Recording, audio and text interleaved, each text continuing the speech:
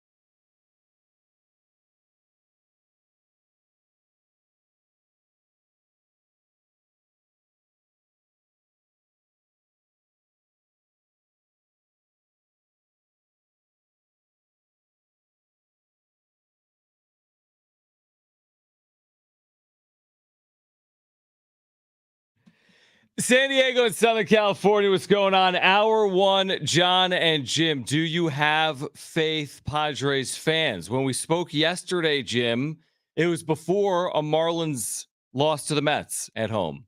When we spoke yesterday, it was before Justin Steele allowed like 6 runs in 3 innings.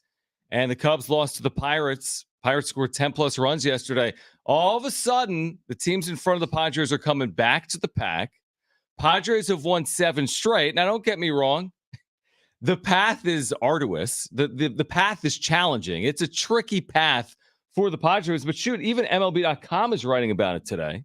About, hey, listen, if there's chaos, keep your eye on the San Diego Padres. So here's my question for Padres fans today. 844-570-1360, 70470, start it with team. Do you have faith still? Could the Padres reach the postseason? Yes or no? 844-570-1360, 70470, start it with team. What do you think, Jim? Do you want to throw some cold water on that? Come on, do it. Well, first, I want you to give me the breakdown of exactly what needs to happen. You got an hour? I got 3 hours, John. Yeah, good point. A lot. All right. Well, enlighten me.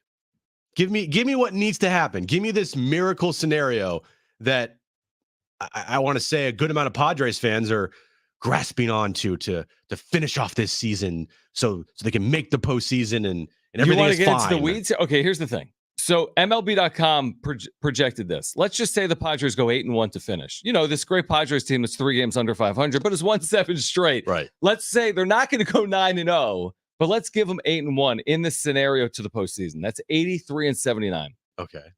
They then hold tiebreakers with the Marlins, Reds, and Giants. Giants won't matter if they go 8-1. They'll beat the Giants. They'll go through the Giants to go 8-1, obviously. Okay. Plus, the Giants play the Dodgers 7 times in their last 10 games. They do not have tiebreakers with the Cubs and the D-backs. Okay.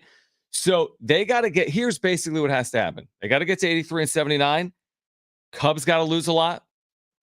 Marlins got to lose a lot. Reds got to lose a lot. And by the way, when I say lose a lot, if you look at the last 10 games for those 3 teams, Cubs, Marlins, Reds, they're all losing at a decent clip. Nobody's 6-4 better in their last 10 games among that group. Nobody's 7-3. The only team playing good baseball in the hunt, and I'm using that with, like bunny rabbit ears, are the Padres. That's the only team right now playing really good baseball. So the path is this. Go 8-1 or better and pray the teams like Pittsburgh beat up on teams like the Cubs over the next 10 days. Now, Fangraphs has quadrupled the Padres playoff odds. Oh, boy. from 0.1%. I love how you're just taking this all in. From 0.1% to 0.4%.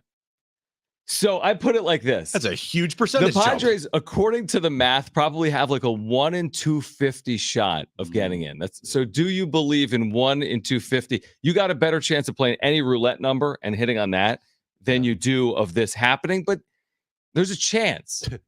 What do you think about that? Yeah. I could go get a lottery ticket today, and there's a chance that I could scratch off the lottery ticket and win like $1,000. No doubt. You're right.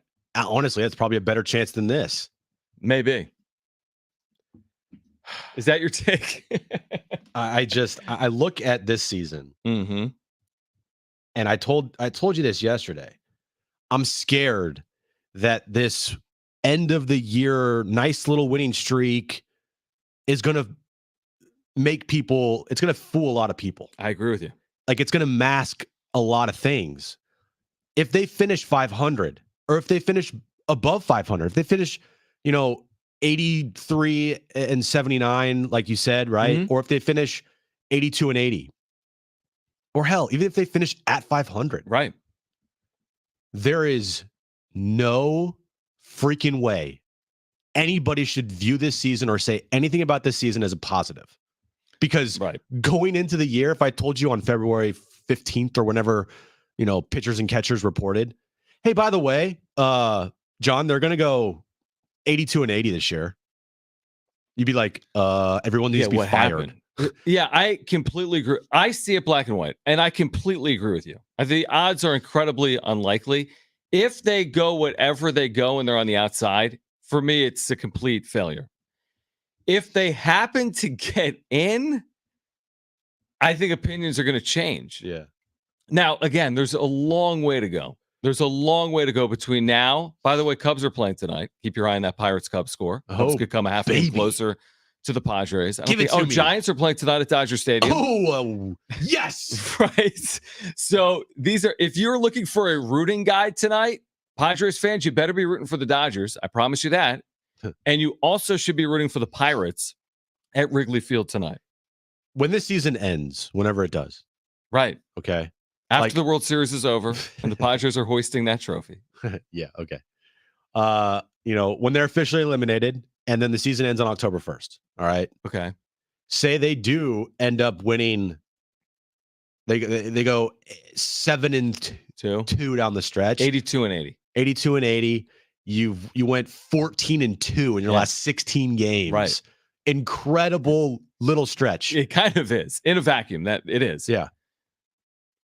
In a month after the season ends, how are you going to remember this season? Disappointing. Exactly. Actually, I'll remember it as disappointing the day the season ends. Exactly. So I'm with you on that. Like, I just have this really hard time listening to anybody that is telling you out there or telling me this could happen and this could happen and then this happens. He and gets so mad when I bring it up. If we finish this season strong, that's a great jumping off point to next year. Like, give me a break. Do you think we should? Do you think it's something worth discussing or not? It's worth discussing because what I'm afraid is going to happen is that this little mini run at the end of the season is going to be viewed as like we were this close. Or this like epiphany that now that we figured it out, quote unquote, this is our jumping off point to next 2024. Xander Bogaerts was asked about that yesterday and basically went down that path of, this could go a long way. And I'm glad you brought that up because it wasn't just Xander Bogaerts saying this at the after yesterday's game. This was Fernando Tatis Jr. And we're going to play all of it. It's about 3 minutes long. Okay. And Marty was there and Darnay was there, AJ Cassavell, right? Listen to what Tatis says here. And I don't know about you, but for me, I just get upset. Okay. So this is Fernando Tatis Jr. I'm curious. After yesterday's game, they've won 7 in a row. They're still 3 games under 500, right? This is what he said about this season so far leading up to this point. 7-game win streak. Where has this team been for the Padres all season long? It was there. It was just not happening. It was only performing, and it was not playing as a group together. And now it looks like all the pieces are just adding up. It's a little bit frustrating that it's coming now at the end of the season where it just we're finding a way to the playoffs just seems insurmountable. I wouldn't say frustrating. I would say we find an answer that we were looking for the entire year, and sadly it took it this long, but I feel like at least we make some right choices at the end. Bob Melvin said during the homestand that guys were finally playing a little bit loose. Is that loose and more relaxed? Is there a reason as to why that you can think of? Yeah, I feel like, at the beginning of the year, all the expectation and knowing all the group that we were, all the good players and, just the hype, people were excited. And, coming in as a group together, I feel like we put a little bit of pressure on ourselves too much, trying to, not trying to perform, but like trying to make it happen instead of just, let it come to us and play as a good group of baseball. And I feel like we learned our lesson at the end. How much is that going to help you going into next season? I know you have games to play, but how much will that experience help you guys next season, do you think? It teaches us a lot as a group. It means that cut the eyewash, just come as a good group, know what you need to do and just go out there, play the game, make yourself feel as a kid again. And this is the hardest game of the world, and adding that pressure is just overwhelming. In 2019, 2021, when things kind of got away from you guys, the team looked more deflated, but you guys are clearly still playing kind of like motivated, inspired baseball. What does that say about this particular group, that you guys are still kind of getting after it the way you are? We're gonna go out there every single day, to be our best and to win. And we're just getting the results right now. And you say just playing a little bit more loose, just like what I mentioned earlier, just trying to let it happen instead of trying to rush it. And I feel like we learned what we needed to do. What does he mean by? I'm glad you played that. I'm glad we heard that. When he says no eyewash, well, who's he referring to? I don't know. I mean, this team loves to have these cryptic things, messages that are said. Like last year, wearing not last year, 2 years ago in 2021, wearing the eyewash T-shirts on the field. But isn't he talking about his teammates? I don't know what he's talking about. When you say like, let's just put it all aside, no eyewash. Well, you're talking about yourself. See, or maybe he's talking about himself. I look, listening to that there, and then also Xander, said, "Hey, we got momentum now going into next year." I sit there and I think to myself, like, why couldn't you have done this earlier? Why could you have not realized what you're realizing now when it's too late earlier? Like what was not like computing there? Because apparently everything that Tatis said, right, is something that they didn't realize until now when they started playing the Rockies in the Oakland A's. It has nothing to do with the realization. I mean, you have Joe Musgrove out, you have Yu Darvish out, you have Jake Cronenworth out, you have Hassan Kim out. This is called baseball. I sound like they didn't go into this being like, here it comes, we're going to win 7 straight. They've just played. It's just happened. It just played baseball. If you've watched the last couple of days specifically, it's just kind of happened. And some of the breaks maybe they didn't get in some game earlier. Maybe they've gotten the last day or two. Some people want to weigh in on this. Okay. Let's go to the phones. Do you have faith, Padres fans or not, that this is possible in the final 9 games of the season or not, despite the long odds? 844-570-1360. You can text us 70470, start it with team. Let's go to Jose. Jose on line 1. You're on with Jon and Jim. Thanks for calling in, Jose. Hi, guys. I have no faith in this team. Basically, the season was over in August when our big 4 overpaid players batted 200. Right now, I was kind of hoping that, at least they would kind of learn from this. But all of a sudden, now they beat the 2 worst teams in baseball, and they have finally a 7-game winning streak. And they're jumping for joy as if this is something. No, they beat the 2 worst teams in baseball, and they should be embarrassed that when the games matter, they failed us. I've been watching the games for the past 2 or 3 years, 95% of the Padre games.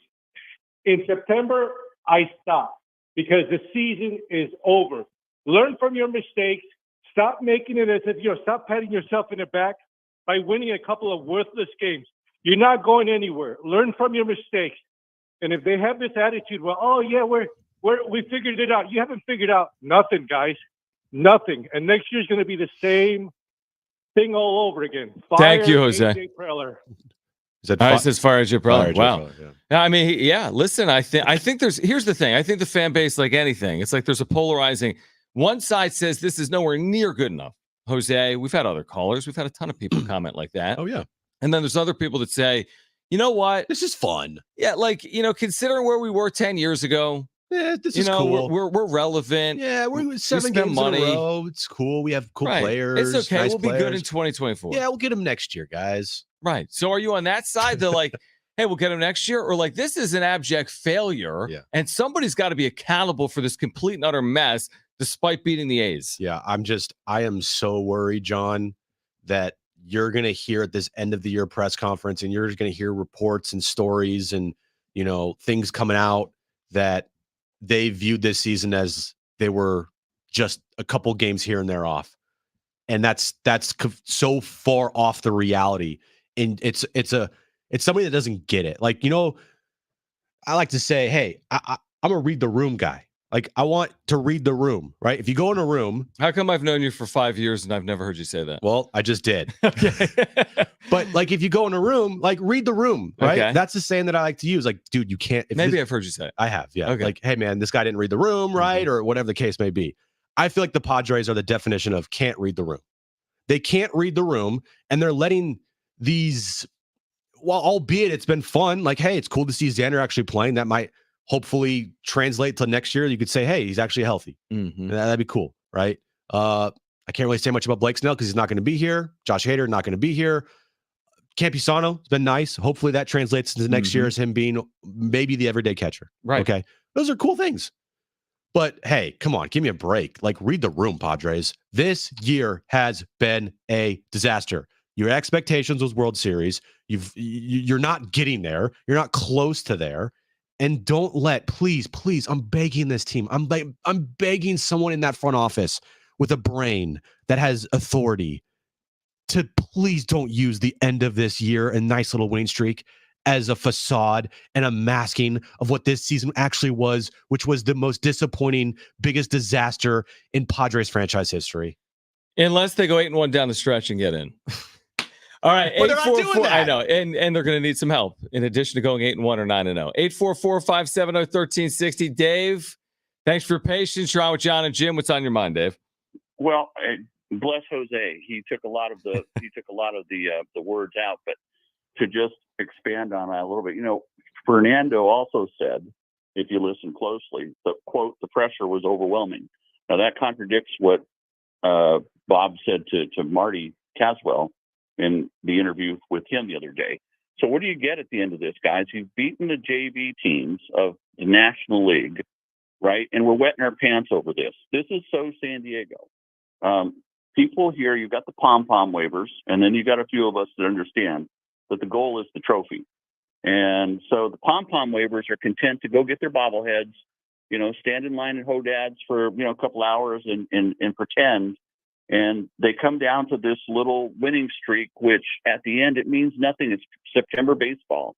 And what do you get at the end of that? Let's just say, take it to your logical end, John. Let's just say they get to the playoffs. With what? You've lost Darvish. You've lost Musgrove. Manny needs to go to surgery. You've got other players who are hurt on the team. What the hell? You don't have faith in Batten, Rosario. Who else is in that lineup? When game Matt one? Waldron started Game 3 of the NL Wild Card Series, Pedro Avila, Game 2 starter. Yeah, you don't have faith in that? I don't know. No, I mean, it's a very good point. It is. Thanks, Dave, for the call. But I'd still rather be in than out, even without Musgrove, Darvish, Kim, Cronenworth, whatever. But then it's again, John, if you're in, and I'm not saying that like I don't want this team to make the postseason, like at all. Like, yes, the end goal is the postseason. But you can't also tell me that by just this miracle possibility of them making the postseason is that middle area that I've been talking about, which is in sports, the worst area to be in. No, the middle area, I agree with your point because you're basically saying, okay, they're going to get in, then they'll be out. The middle area is just missing out. If you make it, I can guarantee you this. There are no changes coming. There's no path for the Padres to make changes off making the postseason. Because it's very easy to spin. Right, It's exactly. very easy well, to then spin you're it. in. Yeah. Exactly. All right, Paul Charchian, our fantasy football expert, will join us on the other side. Bryce Miller, what does he make of the Padres' 7-game winning streak? And what's to come this offseason? Bryce Miller from the UT will join us at 4 p.m. Do we have Aztec tickets to give away today, Brent? Or not? with the game being tomorrow. I know we have a 4-pack of tickets to Hallow Scream to give away. San Diego State, Boise State, tomorrow night at 7:30. Tickets are available at GoAztecs.com. We don't have those tickets because it's tomorrow, not Saturday. We do have Hallow Scream tickets to give away. We'll do that during Trainwreck Radio. Let's talk some football. Jim's Niners in action tonight. Week 3 kicks off. We'll get you ready for your fantasy football weekend. Paul Charchian, our fantasy football expert, will join us next.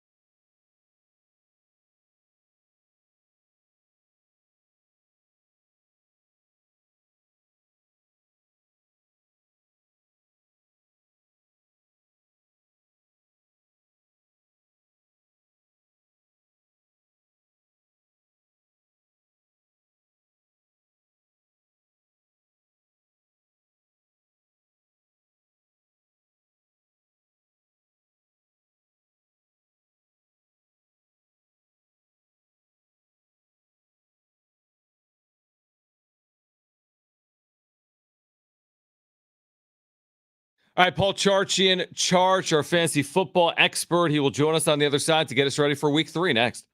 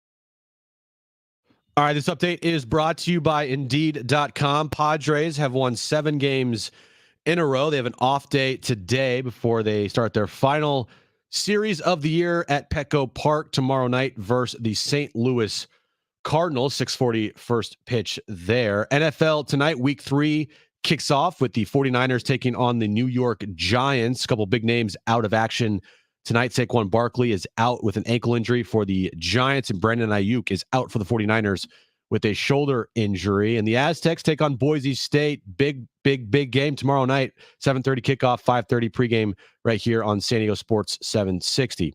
Summer days getting shorter and business to-do lists getting longer. You need Indeed. Their all-in-one hiring solution makes it easy to attract, interview, and hire candidates all in one place. Sponsor your first job and get hiring today by visiting Indeed.com/credit. All right, week 3, NFL kicking off in just about 90 minutes or so. Niners home opener against the Giants. Niners a heavy favorite. And let's get into it all with our fantasy football expert, Paul Charchian. Charch, GuillotineLeagues.com, back with us here in San Diego on Jon and Jim. So, Paul, we appreciate you hopping on, and we mentioned Niners-Giants tonight. Could you make the case right now that the Niners are the best team in the NFC or not? Dallas has played extraordinarily well, but yeah, I think the Niners. No, and there's the Eagles. So no, I'm gonna go no. I'm not ready to make that case yet. I think straight up, the Eagles have got the most talent in the NFC, and if all things are even though the Eagles haven't played as well as probably Dallas and the 49ers in totality, man, if I had to go to war with one team, that's the roster I want. So I'm not ready to go there for San Francisco quite yet. Looking at, the running back situation in the NFL here, Saquon Barkley's out tonight. Nick Chubb had that horrible injury the other night against the Steelers. In fantasy football, it used to be back in the day, like you have to draft and get running backs very early on. But now do you view it as wide receivers are more valuable than running backs because of how many injuries that running backs have gotten over the last couple of years so early on in seasons? So, Jim, we don't know each other well yet, but for 20 years, I've been preaching a draft strategy that I called do the opposite. It's a reference to the old Seinfeld episode where George Costanza, for one episode, did the opposite of everything that he normally would do.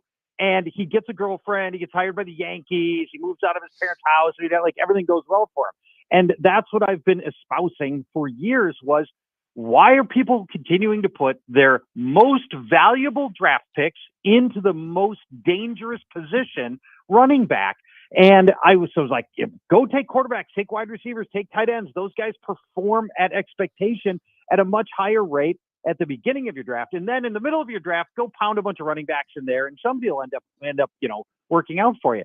And now if we look at where the state of the fantasy running back situation, we've got hurt running backs, Nick Chubb, Austin Eckler, J.K. Dobbins, Jamal Williams, David Montgomery, Aaron Jones, Kenneth Gainwell, Saquon Barkley, and then the list is even longer of running backs who just aren't performing. Josh Jacobs, Alexander Madison, Joe Mixon, Miles Sanders, Najee Harris, Khalil Herbert, Javonte Williams, Isaiah Pacheco, Damian Pierce, Antonio Gibson, Jerick McKinnon, Cam Akers, Zach Charbonnet. It's awful right now. I mean, thank God for Christian McCaffrey, because that's all we got. We got to put that guy in bubble wrap. Nothing. We can't have anything go wrong with Christian McCaffrey. Nothing. Not even a very itchy case of chlamydia. Nothing can go wrong for Christian McCaffrey. Yeah, good thing with Christian McCaffrey is he's never been hurt, so I'm sure that'll be fine. Come on, I'm a huge Niner fan, by the way, Paul. And I'm not. So I need McCaffrey to be healthy all year long. All right, Paul Charchian is with us right now. What's that, Paul? We all do, and they're running him at like 98% of the plays. I know. Can we give him like a couple snaps off? Like it's week 2. Relax. You're getting the Giants at home. Like you're going to need them potentially in January or even in February. All right, Paul Charchian, our fantasy football expert, with us right now on Jon and Jim. When you tier quarterbacks, Paul, and I don't even know if you do or how you would do it, where's Deshaun Watson among the list of a top tier quarterbacks? I mean, is he a top tier quarterback at this point or not? Oh, not close. I mean, and I don't know why there isn't being more made of this story. This is the league's most reviled player, who is unjustly also the league's richest player, and he's been awful. I mean, there are a lot of very smart people who think that he's not even as good as the Browns' backup Dorian Thompson-Robinson based on the way he played in the preseason.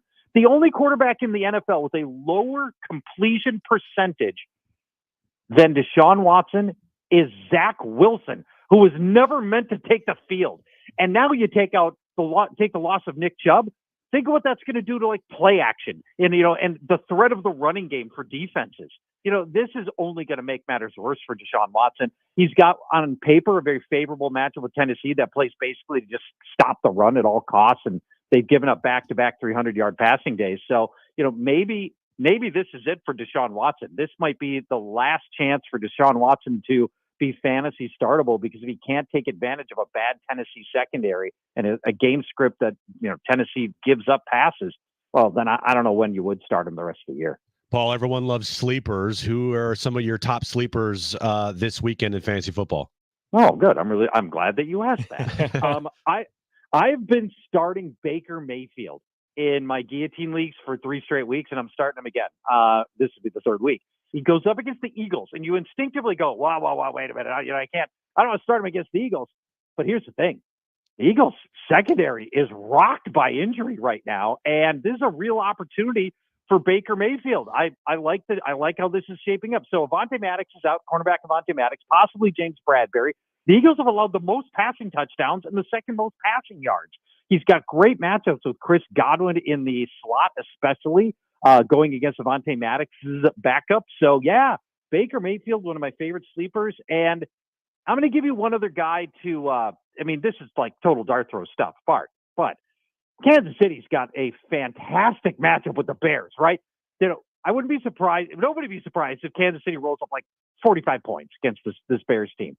So we should be able to find one receiver that we really like.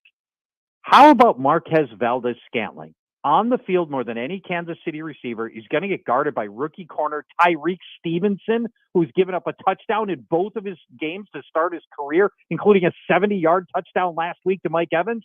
Marquez Valdez-Scantling is your dart throw of the day. All right. Paul Charch with us right now, our fantasy football expert, Jon and Jim, San Diego Sports 760. So here in Southern California and just nationwide with the NFL, Puka Nacua has been like this remarkable story.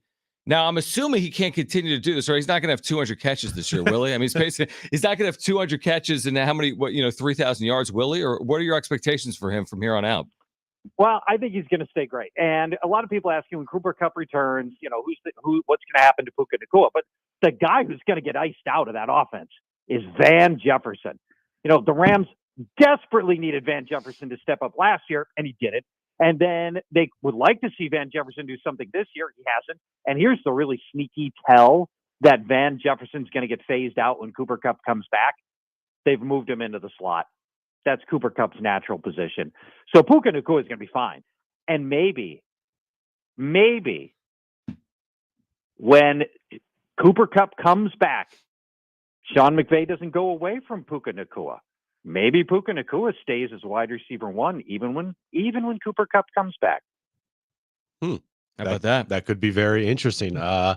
Paul, looking at the game tonight, Giants-Niners, is there, you got Christian McCaffrey, obviously that's a must play for everybody, but is there like this breakout player that you could see out of tonight's game that, maybe he's not had a good season so far, but is definitely a must start in your leagues? I think it's tight end George Kittle. Been very quiet so far, but this feels like the big opportunity for him sitting right here. The Giants defense, obviously not great given what's already happened. The Cardinals tight ends just went out for 88 yards against the Giants. That's the Cardinals offense.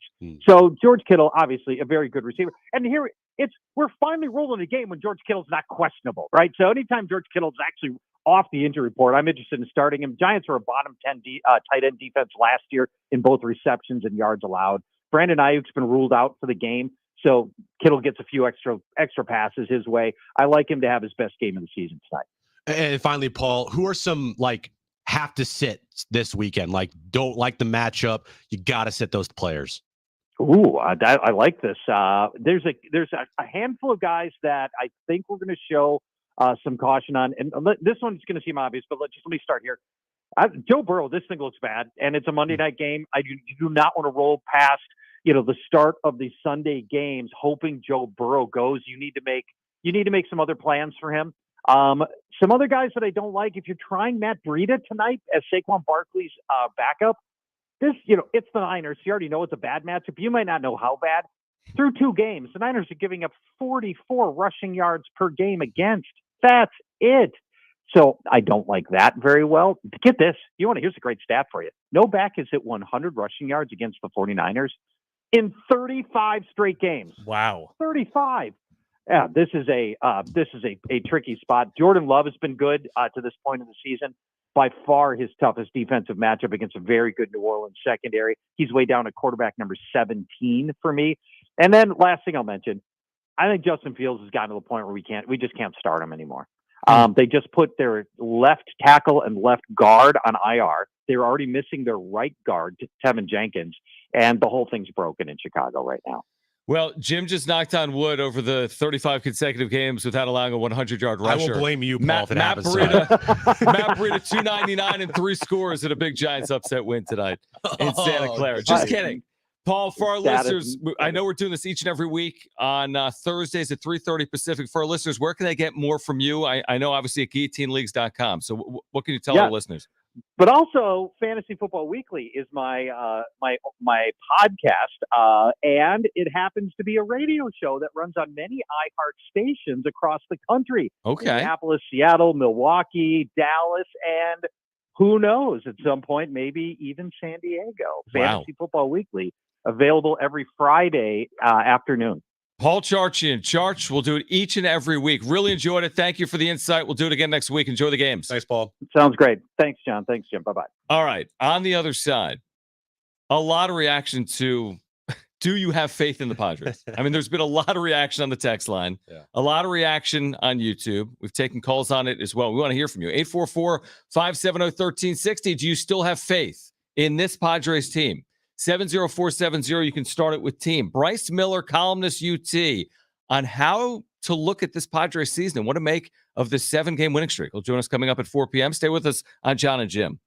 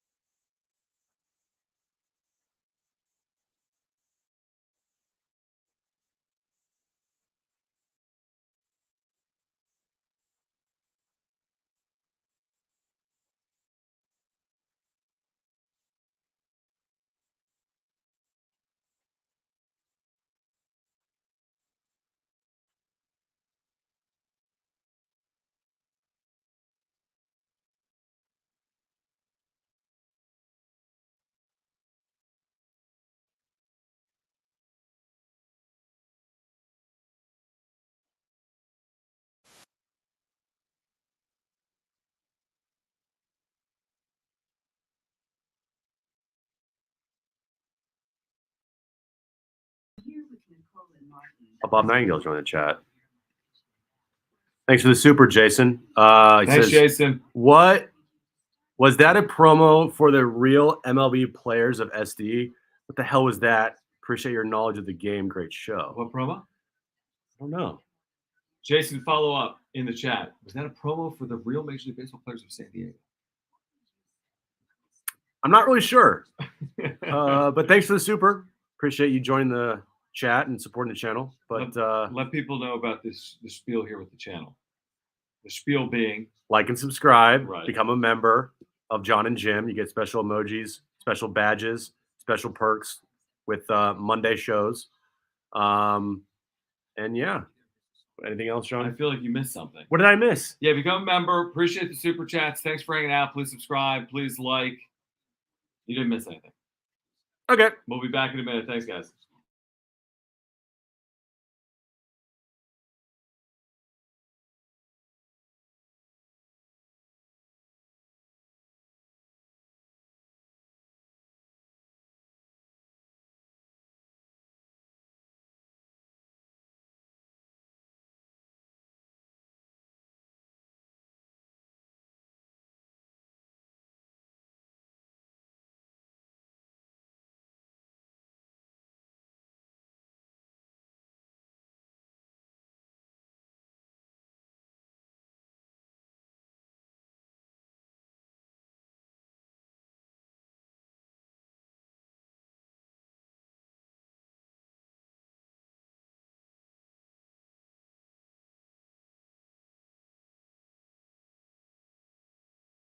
All right. Do you still have faith, Padres fans, or not? Padres have won 7 straight, mathematically still alive. Do you have faith? 844-570-1360, 70470. Start it with team. That's next.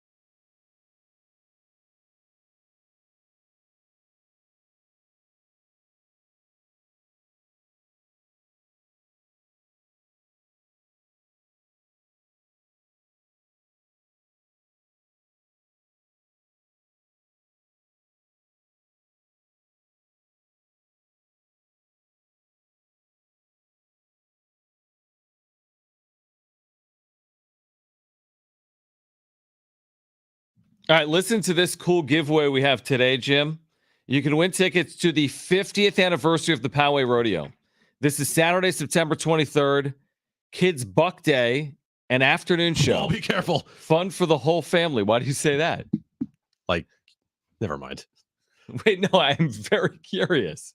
One of those words kind of maybe sounds like you have to pronunciate it very well. Dude, don't get me. Now you're on my head. Don't say that to me. Just kids. If I said it, it would sound horrible. It would be terrible. Because I kind of mumble sometimes. Can you imagine? Anyway, win tickets. We're going to give away tickets to the Poway Rodeo. All right. We're going to do that between now and let's say 4:30. How about that? We're going to give away tickets to the Poway Rodeo between now and 4:30. By the way, friend of the show, John Nolan, is here. He's the voice of the Fort Wayne Tin Caps. He's swung by the studio. He's going to join us at 4:30. So we'll talk about the Padres minor league system. We had Padres minor league players of the year announced today, including Robbie Snelling.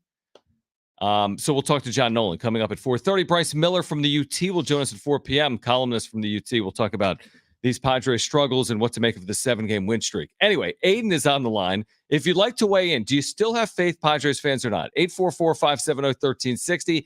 Aiden wants to weigh in. Aiden, you're on with Jon and Jim, and thanks for calling in. Aiden, you're on the air. How are you? Faith thing, I'm doing good. For the faith thing, it's hard to say because they've proven us wrong so many times. So I don't really know, but I have a question for you guys. Let's say they do it. All right. Let's say they pull off the win streak and we get in the playoffs. What's our reaction supposed to be? Because I feel like, me personally, even if we did make it, I'd be still pissed. Like, you guys couldn't have done this earlier. Yeah, that's like Jim. Thank you, Aiden. I think, Jim, you have similar sentiments to that. Yeah, it's a great question. Like, what would, if the miracle scenario happened, what would be the reaction? Like, you just made the postseason at 83 wins. Okay. The first 5 months of the year sucked. It was drama filled. It was horrible play. It was annoying. You got articles written in The Athletic and by Kevin Acee about, dysfunction in the franchise still stemming back to 2021 and for all the time that Preller's been here. But oh, by the way, we just made the postseason. I personally would not look at it as like this great thing. I would, be like, okay, well, they're in the postseason. Let's see what happens. Like, but at the same time, it would be, to me, like they're just masking problems that are still there. And if anybody is okay with 83 wins and sneaking in as a 6 seed, okay, but that's not tough. where this team should be at, man. Here's the thing. I'm very curious to what the reaction would be. I don't think you're getting downtown Petco, we beat the Cardinals in the postseason in 2020 reaction on the streets. If they make it on the final day of the regular season, what would the celebration be like? I think that, honestly, Jim, like, wait, what? We're here? I'd give them credit if it happens, because this would literally be almost unprecedented to come from where they were to finish the way they'd have to finish to get in. Like, there have been ridiculous comebacks for teams to get into the postseason. This would probably be the most ridiculous of the ridiculous. Well, this team this year dealing with pressure, and Tatis talked about it. Yeah, earlier on, we played that from yesterday. Like, they could not deal with the pressure. No doubt. He alluded to it, and yeah, I'll read into it. The pressure got to this team. The pressure of the expectations of coming in this season and winning a World Series and being one of the best teams in baseball, and trying to win a division title. Potentially winning the most games in franchise history. I know that's not the goal, but like, that's something that I think people believe could happen. Competing for a World Series, the pressure got to these guys. And now that there's no pressure, and now that no one believes in you, and now that you are so far out of it, why should we even really care about you? And by the way, you're playing the Rockies and the A's, and I know you took 2 or 3 from the Dodgers, but and you're also not playing the Cardinals, and the White Sox are going to have 100 losses, and the Giants who have folded. Now you decide that you're going to start just like, hey, we're going to win. Like, wait until, okay, you know what? Wait until this team gets to within a game of a postseason berth this year. Are they going to pucker up like they did all year long? A game? What if it's 2? What if it's 2? What if it's 3? Yeah, are they going to like pucker up because now there's like pressure back on you guys? Or are you going to play free and easy like you have for the last 7 games here that you haven't done all year long because you couldn't deal with expectations? I'm just telling you how I feel. Everything you're saying is accurate. This is how I feel. And I've been very critical of this team, like most people have been and should be. If this team gets in, I'm going to give them credit because it's such a ridiculous thought process to even walk down it. 7 days ago, there wasn't even any path, like literally 0 path. Now, there's like a 1 in 100 path. Yeah. Depending what happens tomorrow, maybe it's a 1 in 75 path, and then it's a 1 in 50 path, and then it's a 1 in 40 path. I mean, they got to get everything right to do it. That's why I would give them credit if they did it. Can I read this text before we get to Bryce here? It's our favorite texter, 360. Oh, yes. Yeah. Jim. Hold on. Let me rephrase that. Jim, we are all aware of the issues with this team. And even if we get this miracle, changes will be made. We get it. You hate Preller and you think you should go. Fine. but why can't we just have a little fun with this before having no Padres baseball for the next 6 months? Just stop. It's annoying. Thanks for listening, 360. That was a good 360 impression. I appreciate you listening. Honestly, I really do. Appreciate you listening. Keep texting, by the way. I'm having fun with you. It's all good. Sometimes reality is hard for people to grasp. It's okay. Jim says he's just being honest, which I agree. Yeah. And like the critiquing at this level wouldn't occur if this team was ticketed for the postseason. No, not even close. Right. But this team unfortunately isn't. Yeah. If they won 88 games this year, I'd be like, well, they didn't perform to what we hoped they performed, but that's all comfortably in. But they're in the postseason. If they had a healthy team, you'd be like, okay, let's go. And they could win the World Series. That's exactly right. Yeah, we saw what happened last year with the Phillies. It's not exactly what you wanted for the full season, but hey, now we ride. Let's go. Bryce Miller, columnist for the UT. He's been writing on these Padres. What's his reaction to this 7-game winning streak? Is this plausible, possible, the Padres getting in or not? Bryce Miller, columnist for the UT, will join us next. John Nolan, Fort Wayne Tin Caps broadcaster. He's in studio. He'll join us here in studio at 4:30. We've got Poway Rodeo tickets to give away. We have a 4-pack of tickets to Howl O Scream at SeaWorld to give away. Stay with us on Jon and Jim.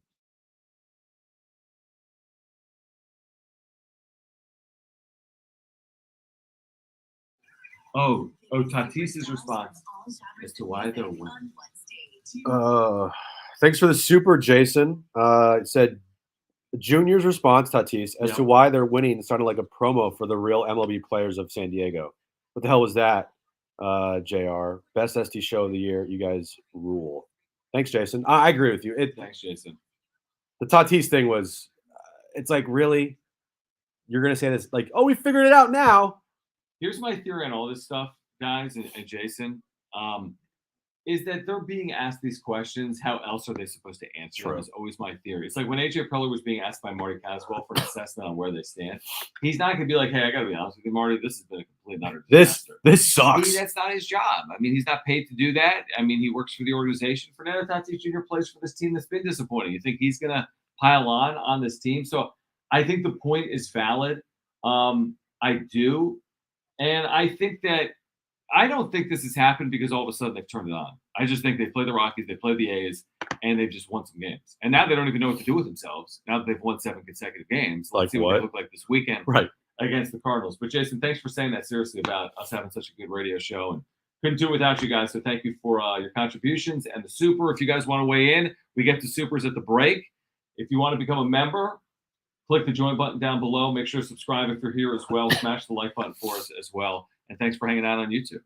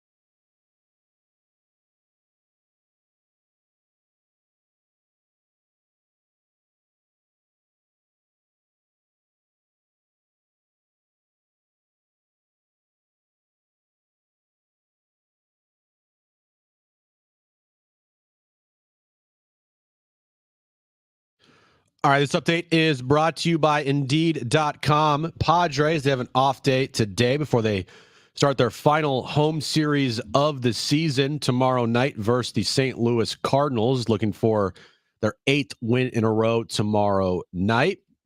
Moving over to NFL action, Week 3 kicks off with the 49ers taking on the New York Giants, 5:20 kickoff there. Some big injury notes in that game. Saquon Barkley is out with an ankle injury, and wide receiver Brandon Ayuk is out for the 49ers with a shoulder injury. And the Aztecs, in a big game, take on Boise State tomorrow night, 7:30 kickoff at Snapdragon Stadium. It is a redout. 5:30 is when our pregame coverage starts right here on San Diego Sports 760. Summer days getting shorter, a business to-do list getting longer. You need Indeed. Their all-in-one hiring solution makes it easy to attract, interview, and hire candidates all in one place. Sponsor your first job and get hiring today by visiting Indeed.com/credit.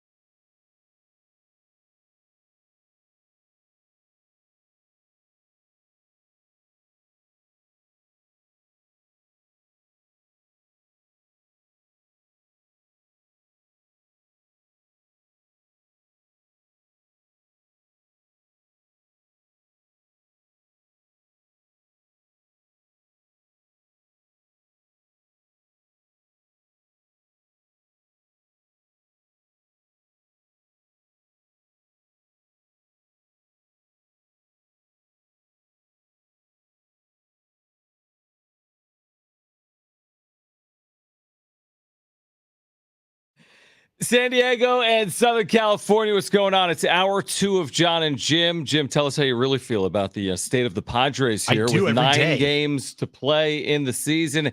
Is there actually a chance that this happens or not? We have Bryce Miller, columnist for the UT, back with us here on Jon and Jim. It's always great to catch up with Bryce, who's been writing about the Padres, the Aztecs, Blender sunglasses, by the way, and their relationship with Deion Sanders. Now, that's been a lightning in the bottle viral moment as well. We want to get to it all. Bryce, we appreciate your time here on San Diego Sports 760. I just want to start with your reaction to what the Padres have done here over the last week. Like, out of nowhere, completely left for dead with a lot of their star players on the IL. They've won 7 consecutive games. What do you make of that?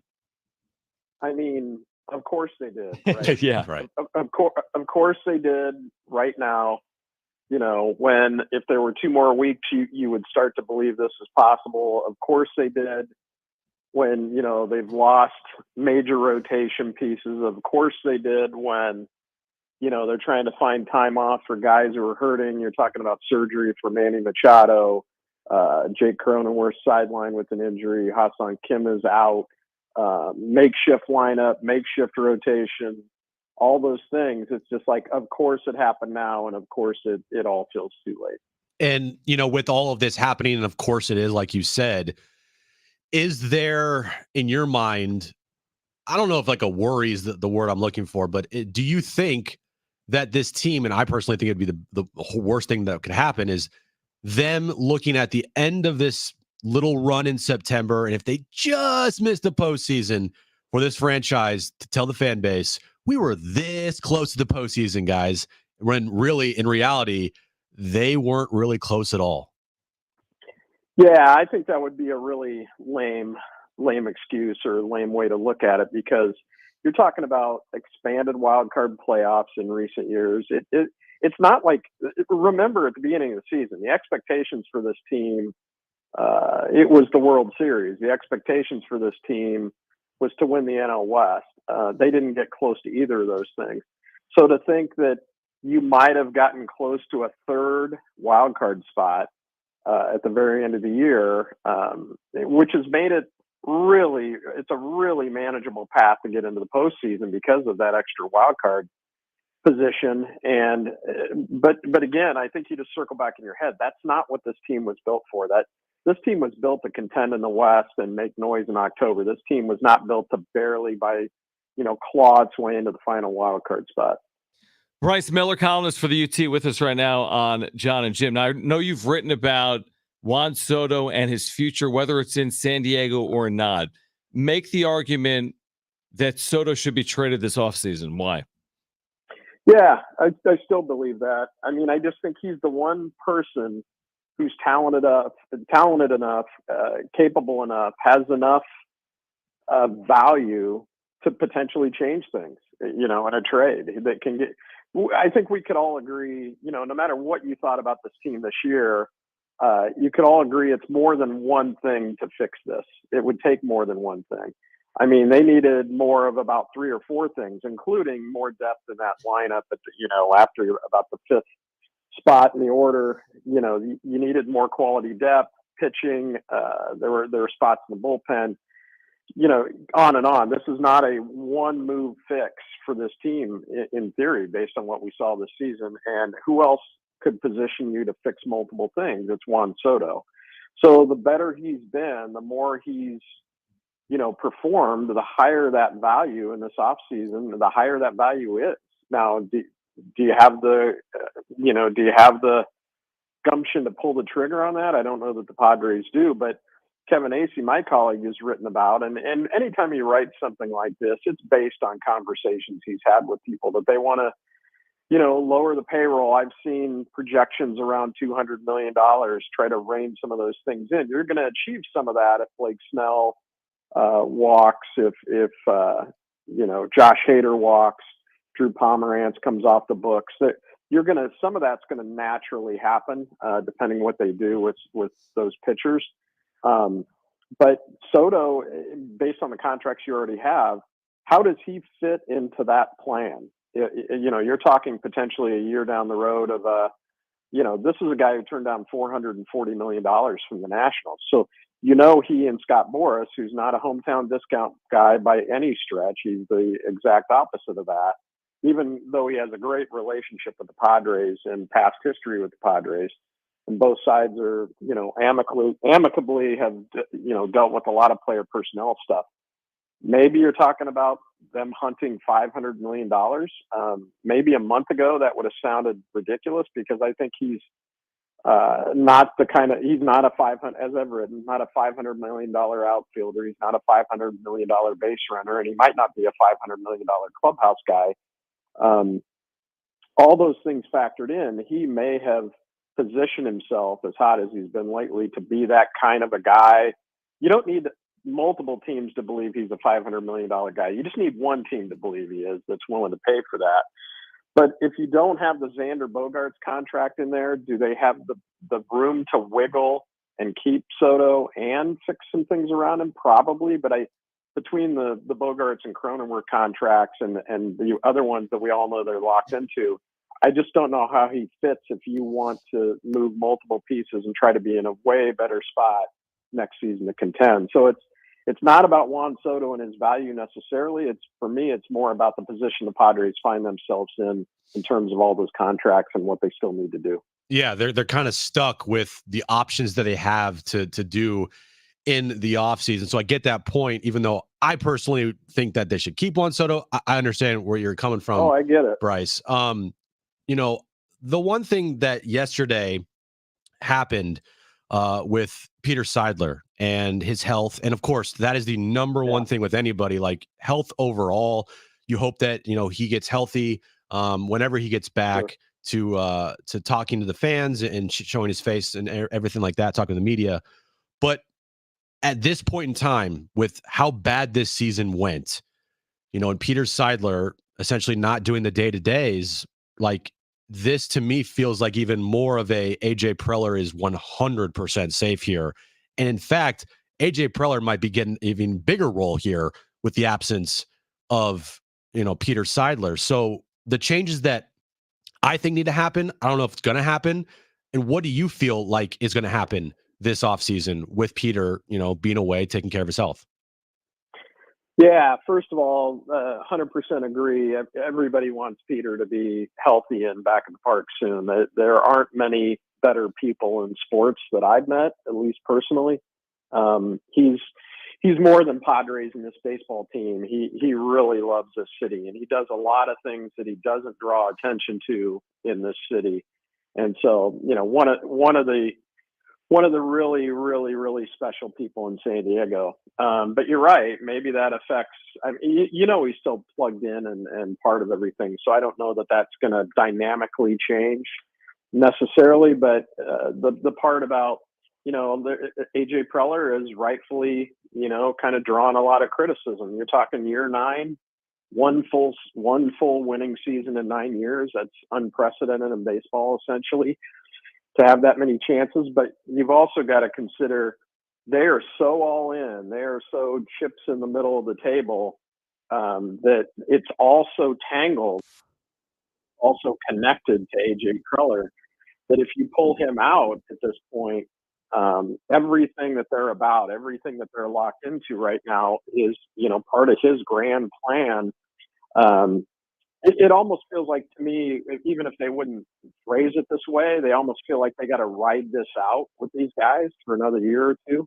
That can be really frustrating for fans who simply want, you know, they don't want one season like 2022. They're looking for that type of season every other year or something with consistency. And, you know, they haven't proved they can do that. 2020, the strike shortened year, it's hard to really evaluate that.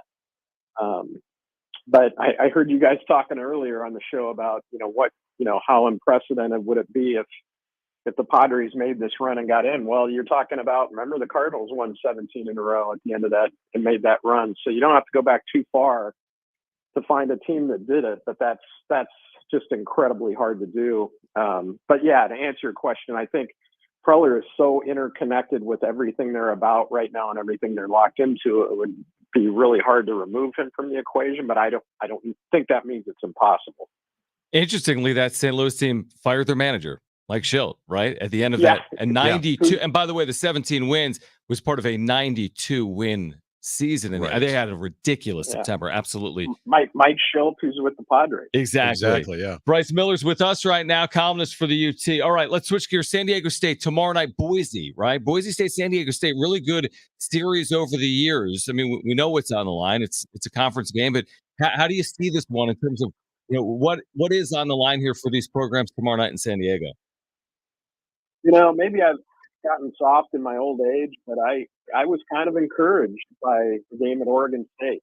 I mean, how are you encouraged by a 26-9 loss, getting beat by 17, getting beat by more than 2 touchdowns? But I just personally, I don't know what you guys think, but I just saw more fight, you know, for longer. That first half, especially, you could have gone. That's a tough environment. That's a really good football team. The spread told you how, you know, what most of the country thought would happen in that game, but it did not look to me like the team that played UCLA for a bulk of that game. They just looked, they fought harder. They looked more organized. They looked more competitive in a lot of ways. And I think, you know, moral victories, you know, I'm not into that personally at all, really, except in this case. I think that gives them, you know, a little bit to build on going into this game. And this is important. I mean, if you find a way to win here, you beat Air Force, you know, this season starts to feel different. And so I think they made a bit of a stride, a bit of a step forward, even in a big loss like that, because they had to, because the UCLA game was, you know, not to go too far, but it felt disastrous on multiple fronts, even though that is going pretty far. But that felt like a different football team, at least in my eyes, a week later. Bryce, before you go, you wrote about this. I mean, this is the story of not just college football, but maybe American sports right now. Deion Sanders, the impact he's had on Colorado and college football. And you wrote about this really kind of remarkable relationship with Blenders Eyewear and how this came to be. Deion repping Blenders and Blenders being a part of it, and the viral sensation that Blenders has been wrapped up as a part of Deion's popularity. This was a fascinating look at what's going on here locally, because Blenders is local. Their co-founder, or their founder, excuse me, is a San Diego State alum. Take us through this. Yeah, a guy named Chase Fisher. When I talked to him, I went down. They've got a shop right off Cass Street, Pacific Beach.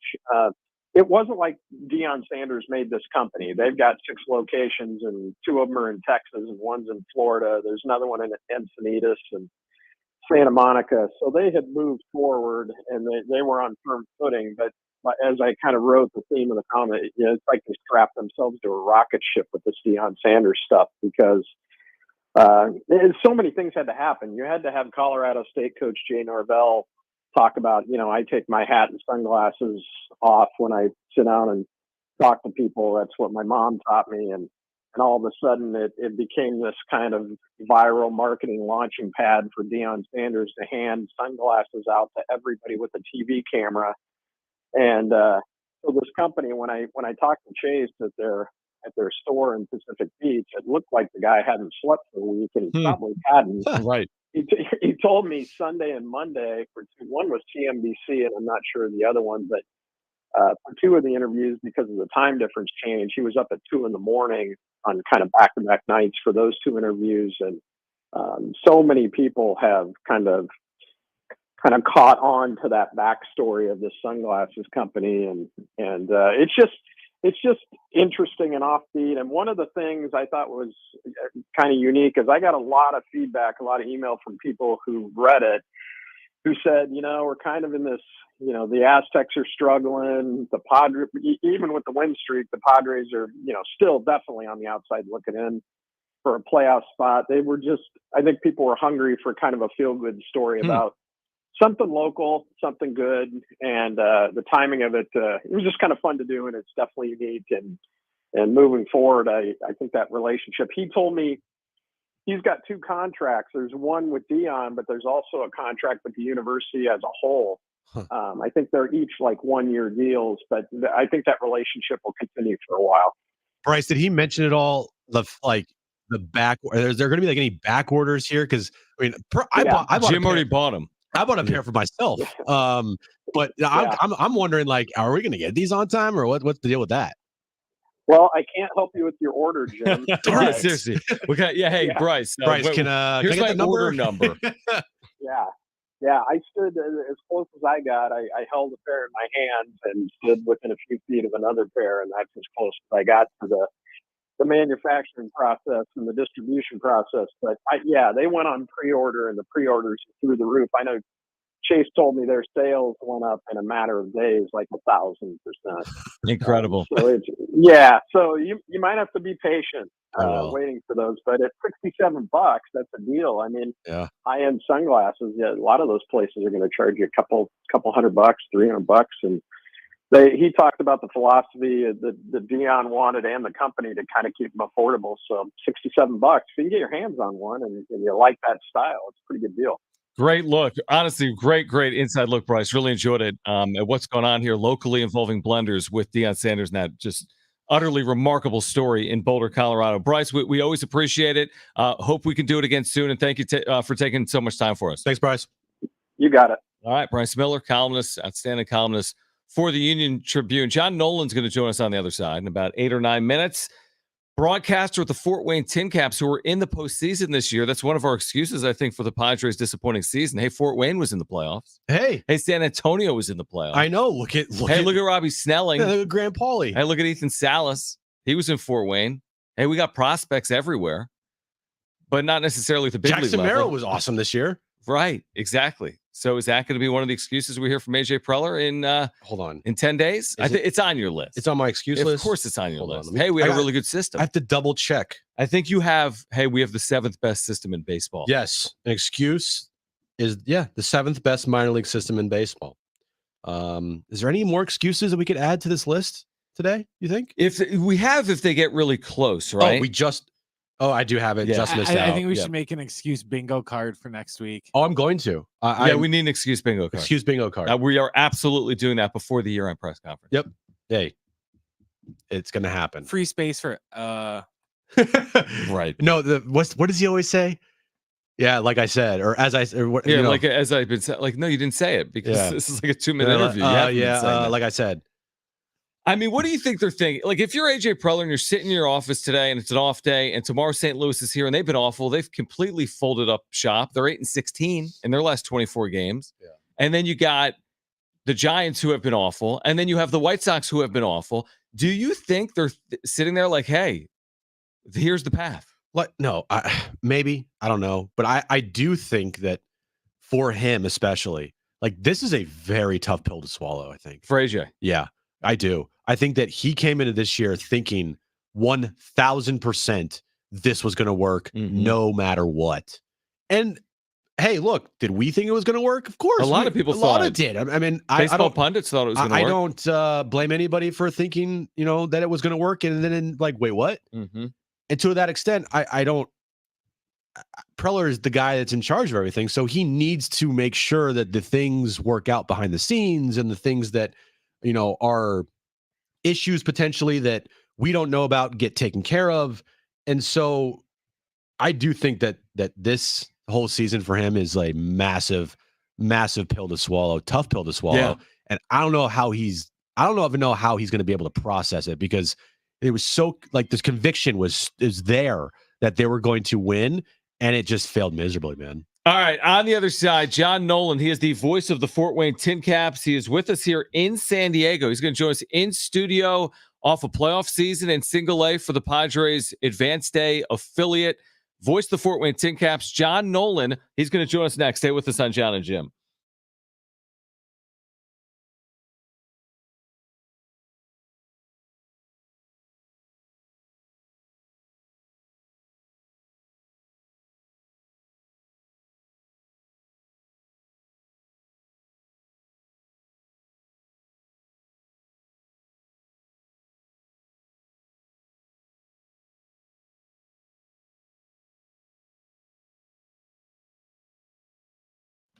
Hey guys, it's Schaefer. I've been telling you about Windmill Farms. You need to get there for all your tailgating needs this weekend, including this huge game this weekend, obviously coming up right here on San Diego Sports 760 on Friday night. Windmill Farms, the college area's natural grocer. They've got you covered for all your game day needs, all of them. They've got organic farm fresh produce and meats, amazing craft beer selection we've been telling you about. They've got the full deli with award-winning sandwiches. This is the spot to go during your work week for lunch. Make sure to head over to Windmill Farms, centrally located off Del Cerro Boulevard across the freeway from Montezuma Mesa.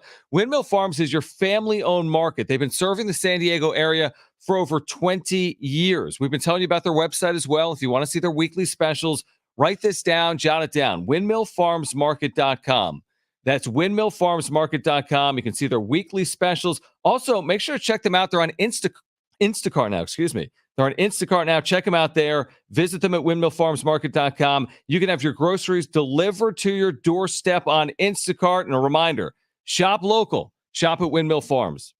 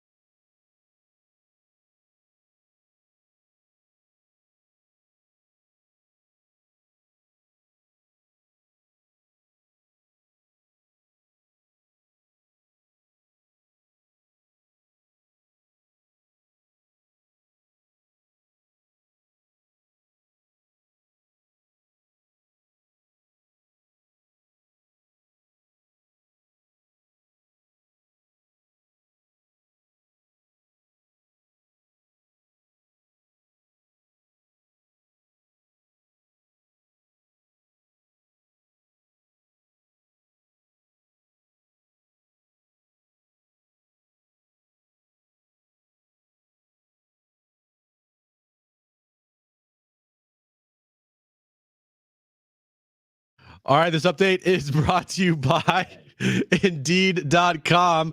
Padres, they have won 7 in a row. They have an off day today before they start their final home series of the year versus the St. Louis Cardinals tomorrow night at Petco Park. Moving over to NFL tonight, Week 3 kicks off 5:20 in the Bay Area. Niners taking on the New York Giants. A couple big injuries there. Saquon Barkley is out for the Giants tonight. And Brandon Ayuk, he is out for the 49ers. And the Aztecs take on Boise State tomorrow night at Snapdragon Stadium, 7:30 kickoff. Our pregame coverage starts at 5:30 right here on San Diego Sports 760. Summer days getting shorter and business to-do lists getting longer. You need Indeed. Their all-in-one hiring solution makes it easy to attract, interview, and hire candidates all in one place. Sponsor your first job and get hiring today by visiting Indeed.com/credit. All right, 2 things as we get to John Nolan we have to address. One of which I lied because I said we were going to give away the rodeo tickets by 4:30. We didn't. Okay. Let's do it for train wreck. Right, Let's do it. Should we give them away? I mean, you could do it right now. Brent, what do you think? I'm looking at Brent. Let's give them away. Caller 7, they are yours. 844-570-1360. Great giveaway. This is the 50th anniversary of the Poway Rodeo, Saturday, September 23rd. Kids Buck Day. An afternoon show, fun for the whole family. 844-570-1360. Caller 7, they're yours. 844-570-1360. Great giveaway. Call right now. Poway Rodeo 50th anniversary. Now we have John Nolan, voice of the Tin Caps, in studio. But we both looked at each other because Jim said at the break, Jim said the most ridiculous thing I've ever heard at the break, Brent. He said, someone put on social media that you have a better chance of dying in a car accident. You know, we always go morbid on this show. This is car wreck radio. Car wreck radio. Thank you, John. Yeah.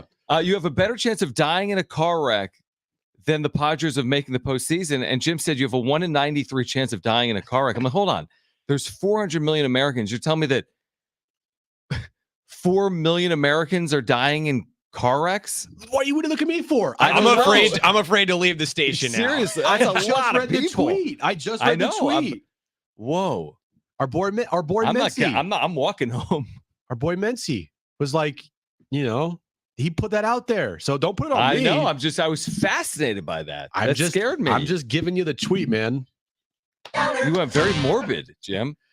Just like you. John Nolan is with us. He's the voice of the Tin Caps. John, it is good to see you here in San Diego. Your season just came to an end in the postseason. First of all, we were keeping an eye on the postseason because we had nothing else to talk about. We were bored. Yeah, it's like the Padres hadn't yet gone on the 7-game win streak. So how was the postseason? And then let's get into some of these prospects as well. Yeah, and it's awesome to be here. Thanks for the hospitality. Nice to trade in some of the cornfields here for more sand and the oceanside views. So Fort Wayne is the high A affiliate, made it to the Midwest League playoffs. It was an exciting season for sure. Honestly, the core of the team that we had in Fort Wayne for most of the year is now with AA San Antonio. And so with no Padres game tonight, if someone's looking for something to watch or listen to, the Missions are in the semifinals of the Texas League, and that's a best-of-3 series. They're up 1-0, so they're playing tonight. So if football is not your thing and you want some more baseball, forget about the Niners, Jim. Yeah, why was that? Yeah. There you go. You can watch the Missions, but I know obviously this was not a year to be talking about the farm system with the aspirations of winning the World Series, but happy to share that there are promising prospects on the way up, no doubt. Yeah, and like you said there, this year was not about prospects. I did not think we'd be talking about prospects on September 21st as being potentially the brightest spot of this Padres season. But with that being said, we're here. Like, who in the Padres organization should Padres fans feel really good about? And maybe, hopefully, Preller can have a player come up through the system that will actually perform at the big league level. Yeah, and that's part of what's even been fun here down the stretch, too, is that there have been some contributions all of a sudden from some homegrown guys. That said, Matthew Pat and Eggy Rosario, they're not the big-name prospects who are really going to be impact difference makers in the future. Nice. But, yeah, here are a few names for you. I think a lot of fans have an awareness of Jackson Merrill because as a 19-year-old, he got a lot of game action in spring training this year. And Jackson, as he had done in the past, he is hit. He's a shortstop who's really sound defensively. solid 300 plus hitter. He's got some power, and he just turned 20 recently, so he's only going to continue to develop there in that regard. He's part of that AA San Antonio team, although unfortunately he's dealing with a hamstring injury right now, so he's not in the lineup currently. I think a lot of buzz has been around the 17-year-old catcher, Ethan Salas, and he also made it up there to AA San Antonio, which I know you guys covered at the time, was pretty stunning because it's unprecedented for a 17-year-old, especially as a catcher, to ascend that quickly to AA and almost skipping some steps along the way. Fortunately, he's on the shelf at the moment too. Coincidentally, just today, the Padres, first time in a long time, they publicly announced their minor league player of the year and pitcher of the year. This is something that interesting. Yeah, the time. A lot of major league coming from give to the guys who are putting in a lot of hard work. Yeah, it doesn't get normally recognized.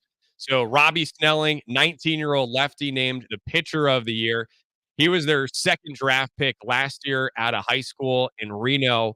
And Robbie's an interesting background in that he was a better, arguably, football player in high school than he was a baseball player.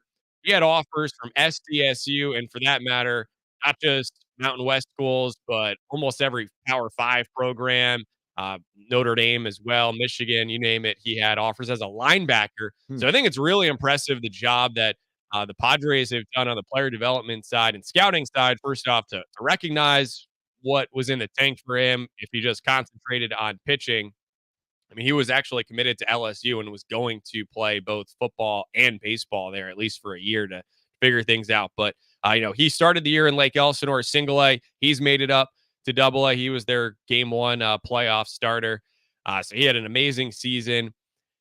And then on the position player side, Graham Pauley, who is more of an under the radar prospect. He wasn't even on those top 30 lists from Baseball America or MLB.com. Primarily a third baseman, although he's pretty versatile, can play second, can play in left field. He was a 13th round pick last year out of Duke. So, the odds are against you of ever making the major leagues when you're taken in just the 13th round out of 20 these days. And he was on that same train riding from single A Lake Elsinore up to Fort Wayne, and now a fixture for AA San Antonio. He led Padres minor leaguers this year in almost every offensive category, including home runs and RBIs, but he's not a guy who's just swinging for power. He hit better than 300 at every level along the way. Super humble guy. I think that's another thing that stands out with Snelling too. Very high character, really, despite the tremendous success they've accomplished. Really humble guys who I could definitely see being fan favorites if they eventually make it up here, as they should, to San Diego, because they're just really relatable dudes. How surprising was it? John Nolan's with us. He's the voice of the Fort Wayne Tin Caps. How surprising was it when Ethan Salas was promoted the way in which he was, where he basically spent a very short period of time in Fort Wayne, correct me if I'm wrong, and then a short period of time in AA before he got hurt? That had to be surprising, like you mentioned, his age. And then where does that set him up to start next year, presumably? AA? I would think, and yet, for anyone, again, not familiar, so Ethan was the top international free agent this past winter coming out of Venezuela. Comes from a baseball family, and that his dad, one of his uncles, his grandfather, I think maybe even a great-grandfather, all played minor league baseball. He's got a brother playing minor league baseball right now and did spend part of his childhood growing up in Florida, so he's already advanced in terms of assimilating culturally. He was still 16 when he debuted with Lake Elsinore back in the spring. He was the California League Player of the Month in July, so early August, came up to High A Fort Wayne. We had him for 9 games, and frankly, it wasn't a case of like, oh my gosh, he wowed over those 9 games. He had about 200, and certainly that is amazing, sensational as a 17-year-old to be doing that at a level where the average pitcher he was facing was about 23 years old. It was definitely interesting that the Padres decided to bump him up to San Antonio with guys like Snelling and Pauley. Part of the reasoning was that San Antonio had already clinched the playoff spot, and so I think the Padres were viewing it as, okay, they want a core group that could be up in San Diego in the next year, 2 or 3, to try to win a championship together, and do it at the highest level possible, in this case, AA San Antonio, rather than our group in High A Fort Wayne that made the playoffs too. And yeah, unfortunately, a knee injury right now has Ethan out. I think there's a possibility he could be activated for the championship series if they are to advance. We'll see. But yeah, there's literally no precedent for a 17-year-old catcher to be playing at the AA level. And forgive me, how long have you been with this Padres organization, 10 caps, and calling minor league baseball? Yeah, nearly a decade. I've been full time in Fort Wayne since 20. Okay, so at least you've seen a lot of waves of talent here come up to the Padres. And I think they've had top minor league systems in the past.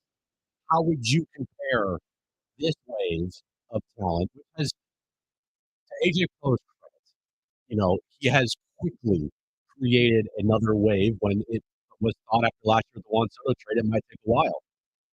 How would you compare this wave with the players that you talked about to the past wave of Padres talent that was known as the hot talent? Yeah. And keep in mind, in Fort Wayne, we've been at the high A level now for 3 years. Remember, there was the flip flop between single A, Lake Elsinore, and Fort Wayne. So it is a little bit different going back to when seeing like a Tatis as an 18-year-old in 2017. My original years with the organization did see the Max Fried, Trey Turner, Zach Eflin, all the guys that got quickly dealt with the regime change. Special. So I don't have a straight answer here and saying like, oh, these guys are definitively better because I mean we haven't seen some premier talent. Yeah. Ultimately, not really in most cases make it to Petco Park, but yeah, these guys though are definitely legit as prospects. Being paid up, and sort of the results speak for themselves, and even the team success that the Fort Wayne group, the San Antonio group have had this year. So that said, there's a lot of game-changing impact players on the major league roster right now. I don't think this is the same thing as when you go back 5 or so years ago and everyone was waiting for Tatis to get called up to be that spark. I don't think anyone here is going to change the course of the franchise necessarily, but you're looking to, be complementary pieces to your stars like Manny, like Xander, like Toddy, etc.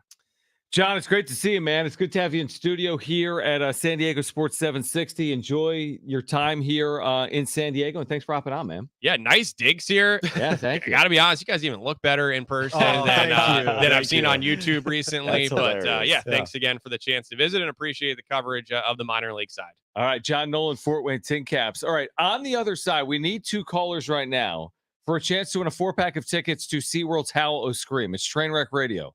Trivia. Call right now if you want a chance to win a 4-pack of tickets. Great prize for SeaWorld's Howl O Scream coming up later this month and in October as well. 844-570-1360.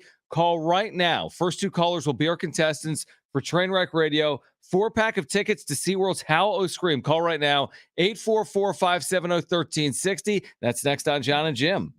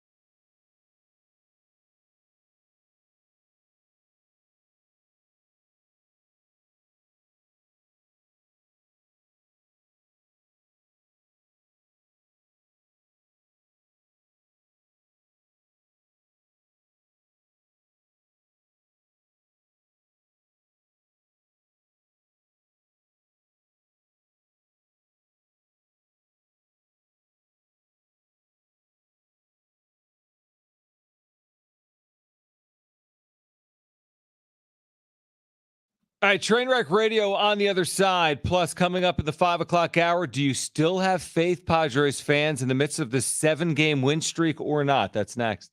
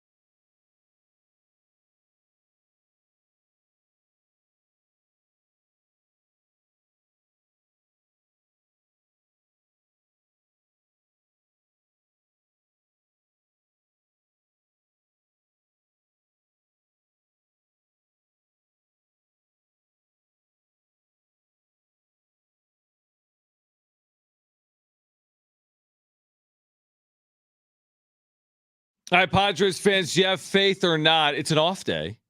So here's what could happen today. They're not going to lose. Not going to win. You like that break? I have faith in that. Jim fact. Jim, by the way, at the break was literally like hacking up a lung. I'm not doing well. You really aren't. You never are. But the Cubs play tonight at home against the Pirates. Remember, they had their Cy Young candidate on the mound last night, and they got boat raced by the Pirates. So keep your eye on that. And the other game to keep an eye on is the Giants and the Dodgers, because the Giants have really fallen off. And I want to say their last 10 games are against the Dodgers or the Padres. So they're not maybe a huge threat here in this whole wild card conversation. But I would say if you're a Padres fan, root for the Dodgers tonight against the Giants, who are still in front of the Padres in the wild card standings. So okay. I'm scoreboard watching. Jim's watching the Niners. Yeah. I'm sitting there with a laptop, probably 2 laptops, watching Pirates, Cubs, and I'm watching Dodgers, Giants. You poor soul. So either way, you guys are watching the Giants. Yes, correct. A version of the Giants. Teams named the Giants. Exactly. All right. Do you have faith, Padres fans? We'll get back to that in the 5 o'clock hour plus the wrap. But right now, let's play.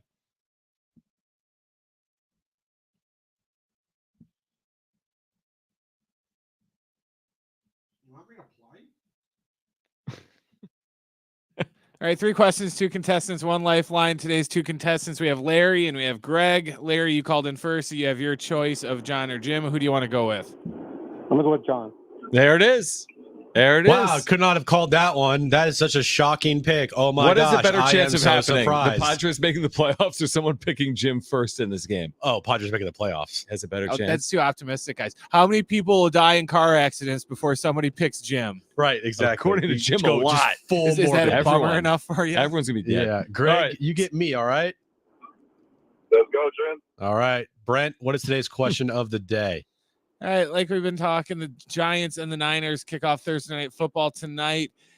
Today's question, can you name any of the top 10 running backs in NFL history for career earnings? Oh, money. No touchdowns, no yards. We're just talking money. So we're looking for the top 10 running backs in NFL history for career earnings. I like it. Okay, career earnings.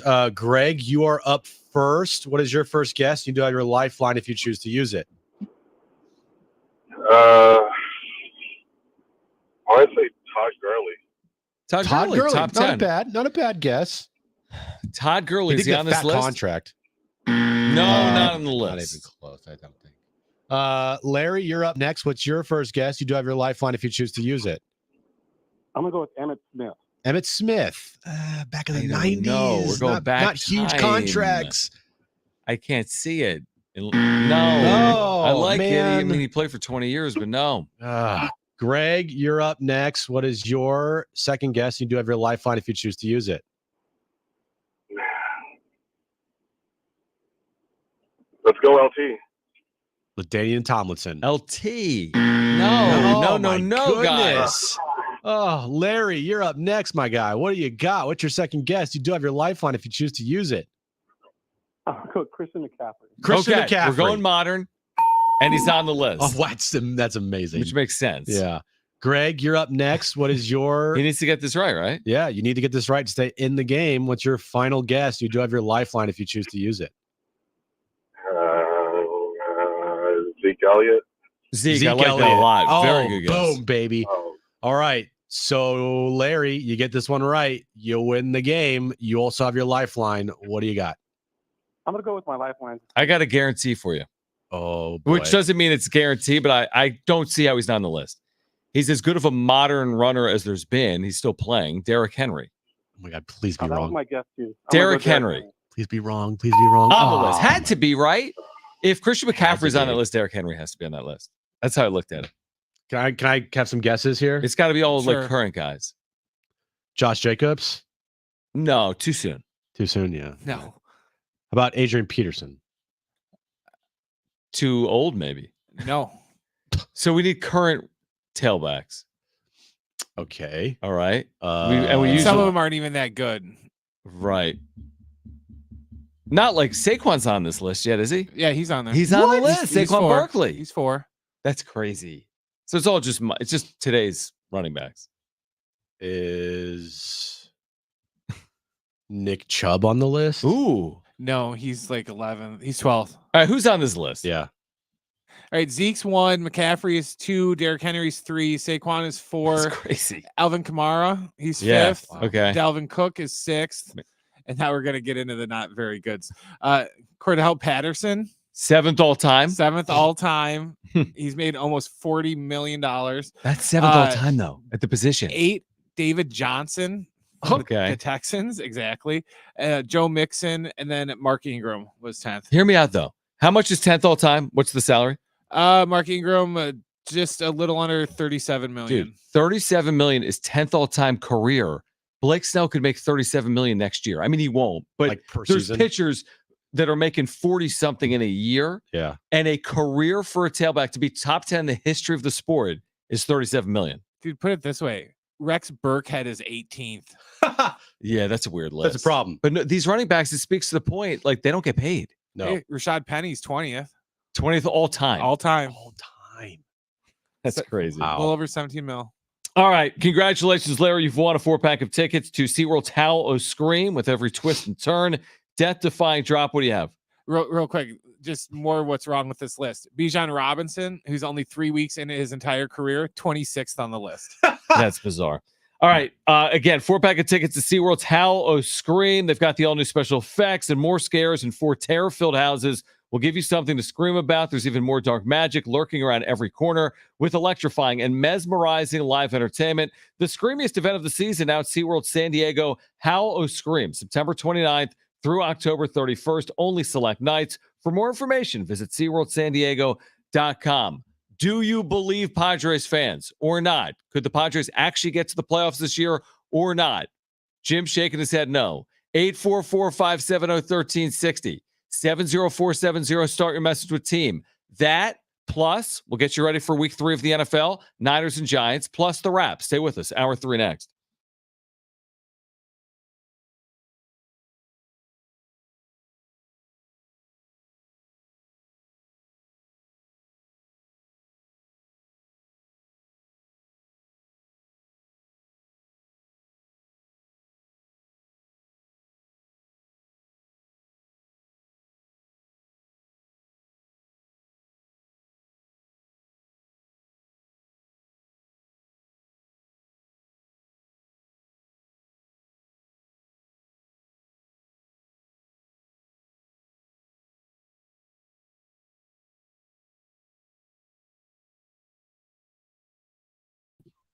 Moises, can you hear me? Oh, hold on. Let me take this banner down. What's going on? You guys can hear me, right? Someone confirm that you can hear me in the chat. Because when Jim's not here, who the hell knows what I'm doing? Someone put in the chat if you can hear me. Moises, thank you, though, for the super chat. He says, playoff talk is outrageous, egregious, and preposterous. Yeah, okay. You got me, Moises. What's going on, my friend? Yeah, I mean, we tend to agree. You've been hearing us right all season long, all August and September, but people are talking about it. So we're talking about it. 7 consecutive wins. We're not saying it's like a 1 in 2 chance. We know it would have to be. Listen, I'm saying it's at least possible. It requires going like 9-0 and getting help. So yeah, it's like a 1 in 100, but I don't know. We'll see. I'm with you. The odds of it happening, come on, give me a break. It'll be the longest winning streak in franchise history, right? If they can finish this thing off, win their next 9 games, 16 consecutive games potentially. So that's craziness. Plus, they need help. So yeah, it's a little outrageous, egregious, and preposterous until other teams in front of them keep losing, until the Padres keep winning. So again, guys, the way we work with the super chats here during Jon and Jim is pretty cool. We do it during the break. So if you ever have a super, we're going to get to them during the breaks. And also, please subscribe, guys. If you're here, smash the like button for us. If you want to become a member, we've got some special content for members as well. We're doing a live show for members once a month. We've got custom emojis. We have badges as well. So really do appreciate your support of the channel. Moises, appreciate the super chat. We'll be back in a couple of minutes. And thanks, guys, for hanging out. Jim, you missed the whole super chat. What happened? Moises, I figured it out somehow. We'll be back. Thanks, Moises. Jim says, Got it. Got it. oh, God, I'm getting my mic.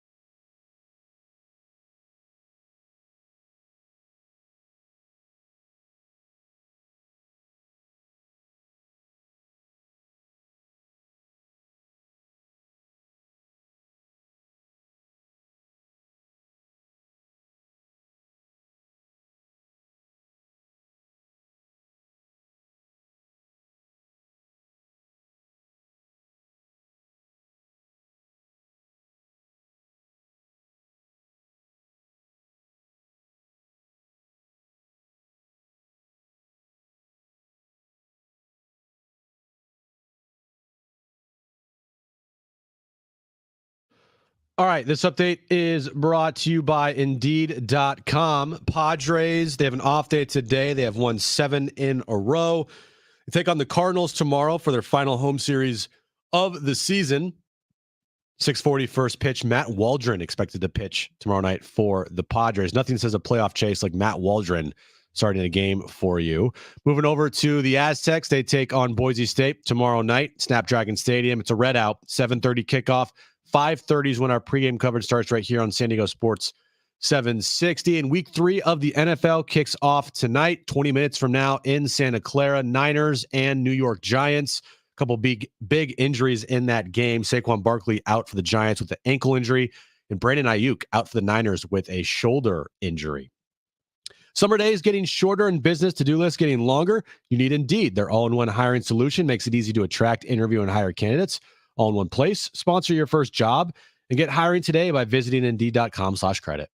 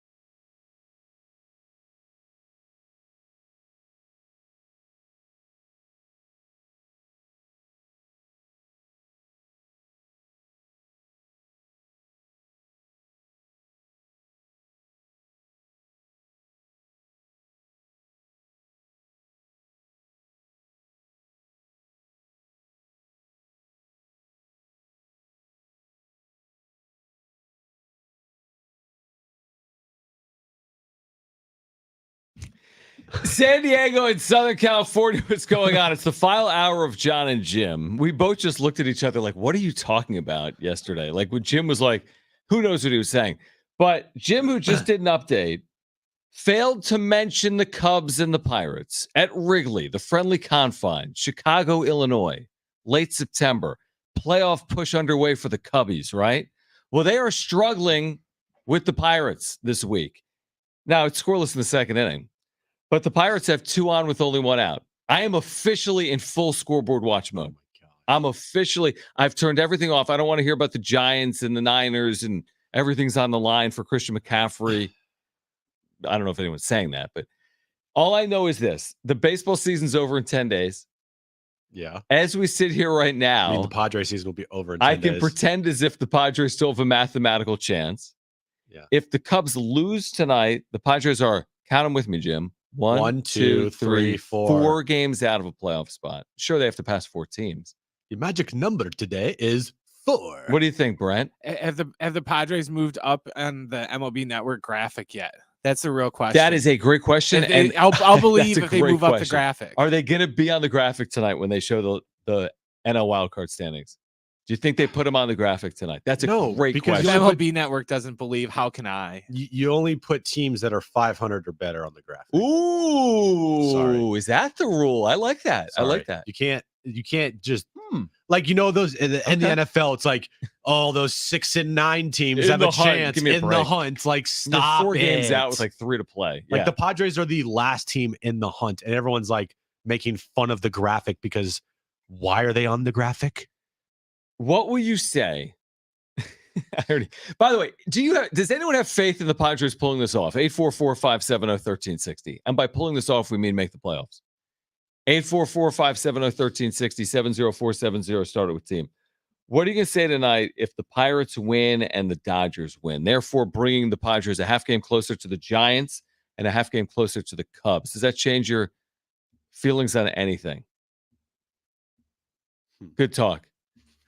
No, it really doesn't. I told you, like, nothing at the end of the season changes my feelings on this Padres franchise. I could just see Jim now at the World Series parade. Like, they were terrible. No, they were so dysfunctional. I don't. Why are we celebrating this team? You know who I am? Wow. You know who I am, Brent? You'll get this right away. I forget his name, but I'm the guy in Major League that, what's his name? It's Randy Quaid. I have that. I'm Randy Quaid in Major League. They suck. They're stupid. They're not going anywhere. And then you have Rick Vaughn on the mound against the White Sox. And I don't even know what the game was for. Right. To make the postseason.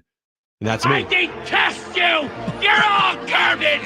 All of you! Back up the truck! Back it up! I can't watch this anymore. It's over. Turn the lights out. Let's get the bulldozers in here and turn this place into a parking lot. That is Jim. That's amazing. But the thing They're is, gonna like, be in the World Series Game 3, you're going to be like, this is over. But he was doing that for a good team. right. Like the Padres aren't a good team. There's a big difference there from me and Randy. Like the Indians, they were actually good and they're a winning team.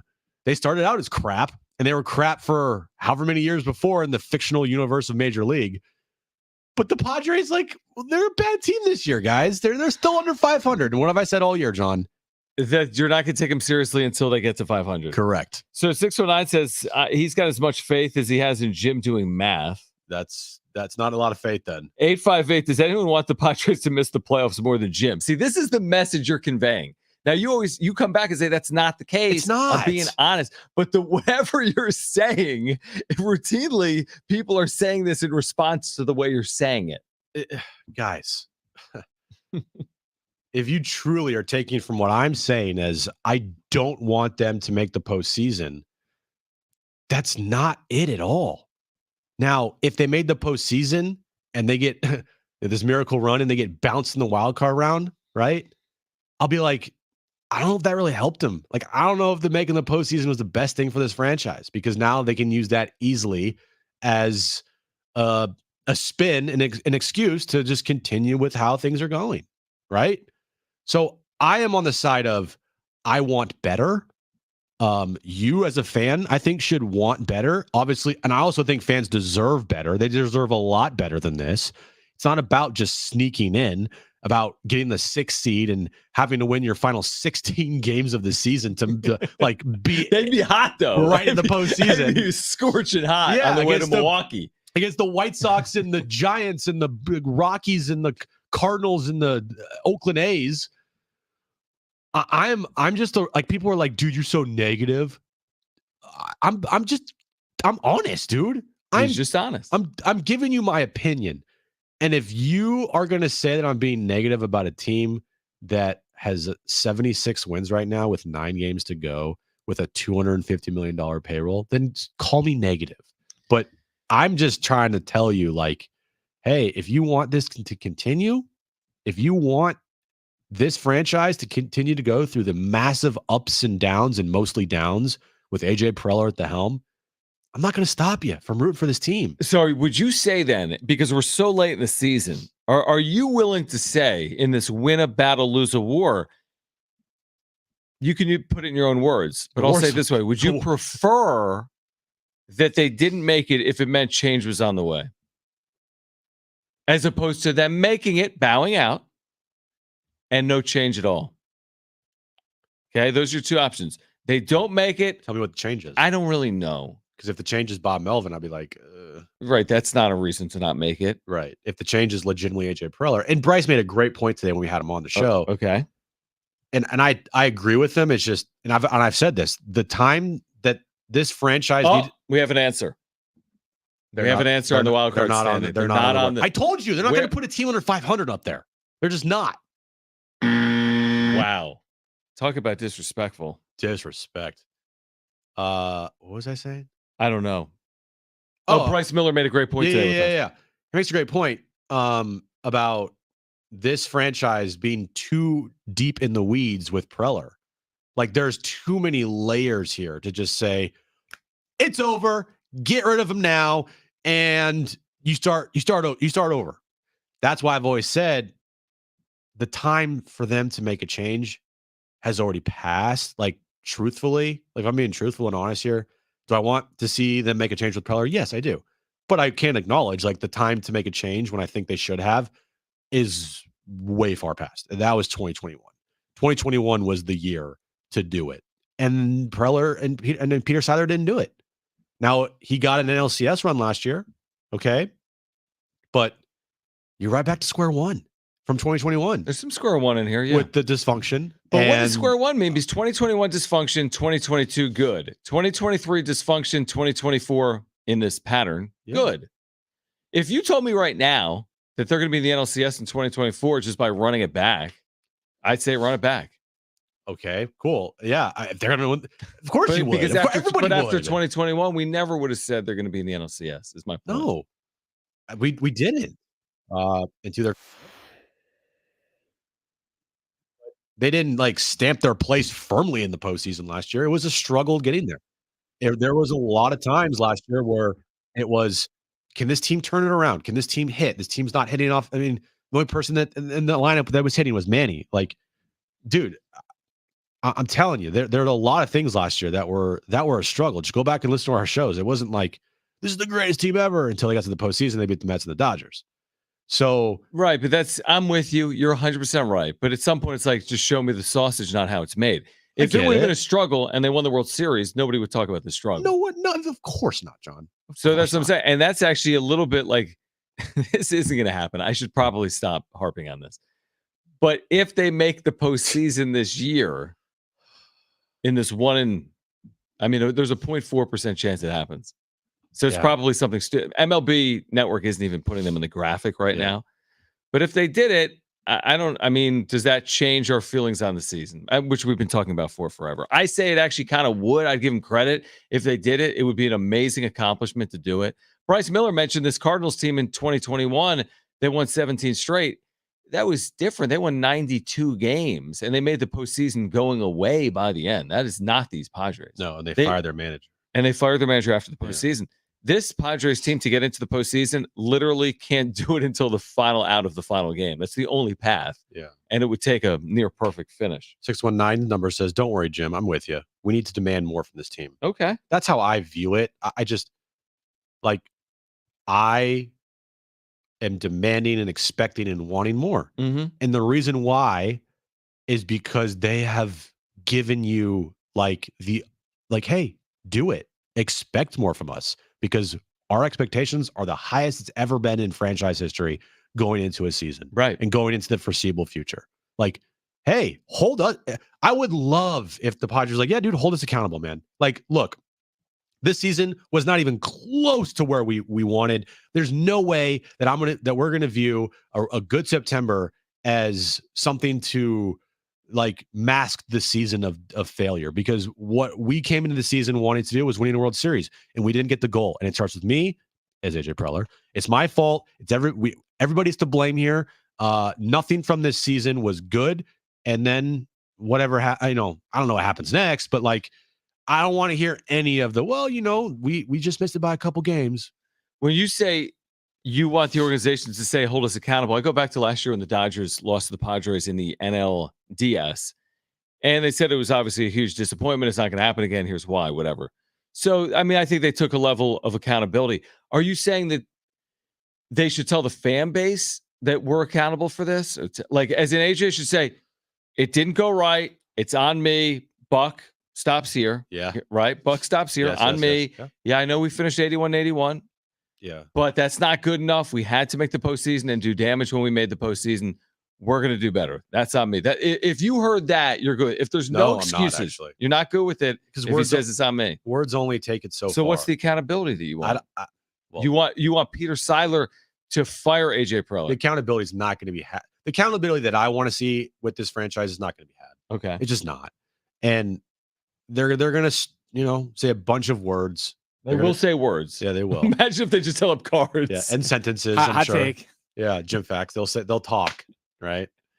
And oh my God, it's about the actions that they do. It's not about. They have said the same thing before in 2021, and look what happened now. The next year they got the NLCS. What did they say in 2021? Pretty much this. This can't happen again. It's my fault. Oh, 1 in 100 year collapse. 1 in 100 year collapse. Blah blah blah. Blah, blah, blah. How are you gonna use this season? It's it's a 1 in 100 year, all around bad seasons from our top players. Here's the thing. I hate to go morbid again. Oh, my analogies. What is this? It makes no sense. What are you doing? I don't know, but this is the best way I can make the analogy because Kristen's always watching murder mysteries. But everyone wants an explanation for why something went wrong. Let me just leave it there. Oh, you have to go. Well, everyone wants an explanation for why something happens that's bad. Sometimes there aren't explanations. This team, to your point, I don't need AJ Preller telling me, well, these guys didn't hit and we lost 1-run games. Yeah, we know and that. we weren't good next. There's no explanation. There's no suitable explanation for the performance of the team that on September 21st is 75-78. So don't try explaining to me what happened.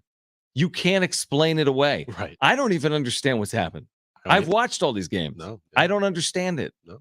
But I don't want the explanation because I don't need it. I say turn the page. I'm not saying run it back. Look at Jim. I have not Look checked at Jim. out.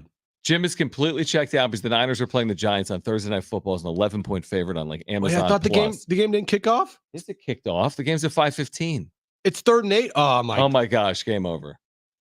This is how I'm as a fan. I was thinking he was going to like forget about it for 5 minutes, and I wanted to so badly be like, Giants are up 3-0. Nope.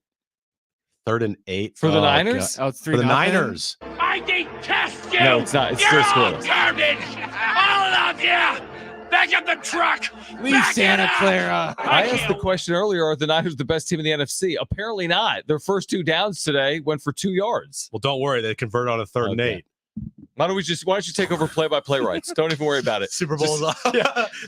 Cease and Don't worry desist about coming our rights. way. Yeah, just do play-by-play. By the way, Week 3 kicks off tonight. Niners Giants. Jim will be paying attention to that for the next 42 minutes. He won't be paying attention to me, which is no different than the show typically goes. So you don't have to worry about that. We will get to the wrap coming up at 5:30. Crazy slate of college football this weekend. In addition to NFL Week 3, all these Pac-12 games, right? You've got Colorado, Oregon. We have Boise State, San Diego State locally on Friday night. There's Ohio State, Notre Dame. It's a really good slate, of college football. What's most intriguing here in Week 3 of the NFL? It's certainly not Thursday Night Football. Don't sell me on the Giants at 1-1 with their come from behind win. This is some big threat tonight without Saquon Barkley. It was a horrible pass by Brock Purdy. Oh my gosh! So sell me on this game tonight, Jim. Make me go when I go home. Make me turn on Amazon. Well, if you want to watch, I'm calling our boss after this at the break. What boss? I think a team that could potentially, if they stay healthy, could be a team at the end of the year that's vying for Super Bowl bid or even a Super Bowl. Nice jinx. I know I jinxed the crap out of them. Unless you're talking about the Giants. Well, you got some fancy people in there tonight. Debo, Christian McCaffrey. Someone has Daniel Jones, which I don't know why. Now, do you have any fantasy people in there tonight whose career will be shortened? Yeah, I do. Debo Samuel. He'll okay. probably break his leg in the second quarter or something. I wasn't paying attention. I know you weren't. All right. Well, Thursday Night Football. By the way, I want to say Monday Night Football can be heard right here in San Diego Sports 760 because the Rams are playing.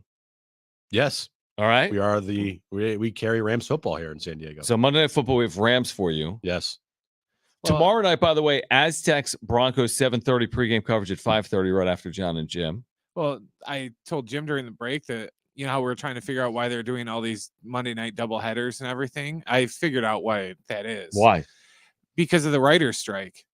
Because Fox and ABC and they don't have programming to fill their air slots, so they're taking any play-by-play they can. That's why you didn't notice how all of a sudden last week, Thursday night ended up being baseball night in America on Fox, and baseball never goes up against the NFL. Is that, by the way, real quick on that? Not that is it over? Somebody said it was. Is the strike over or no? No, not yet. No, not yet. Okay, but it could be over soon. Potentially. Okay. I saw a report today that they're nearing close to an end of the writer's strike. Okay, but I don't know. Who knows? It sucks because some of these movies that me and Brent really want to see are like they're going to push back. We're like, come on, we need Deadpool to continue production. Come on, let's go. All right. I'm not. See, that's the thing with this writer's strike. Really, now I have a buddy that's in the guild. That's a lifelong friend. So I'm thinking about him. But I'm not. Me, I'm like a sports guy. I'm not really watching movies. So you don't watch movies in general. That's the thing. Yeah, but you watch TV shows. Yeah, I do. So it's going to. Oh, another 3rd and 8.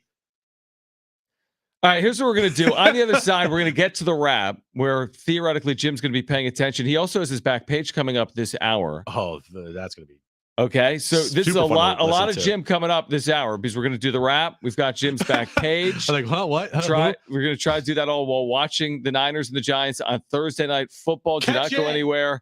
It's Jon and Jim. You're so annoying.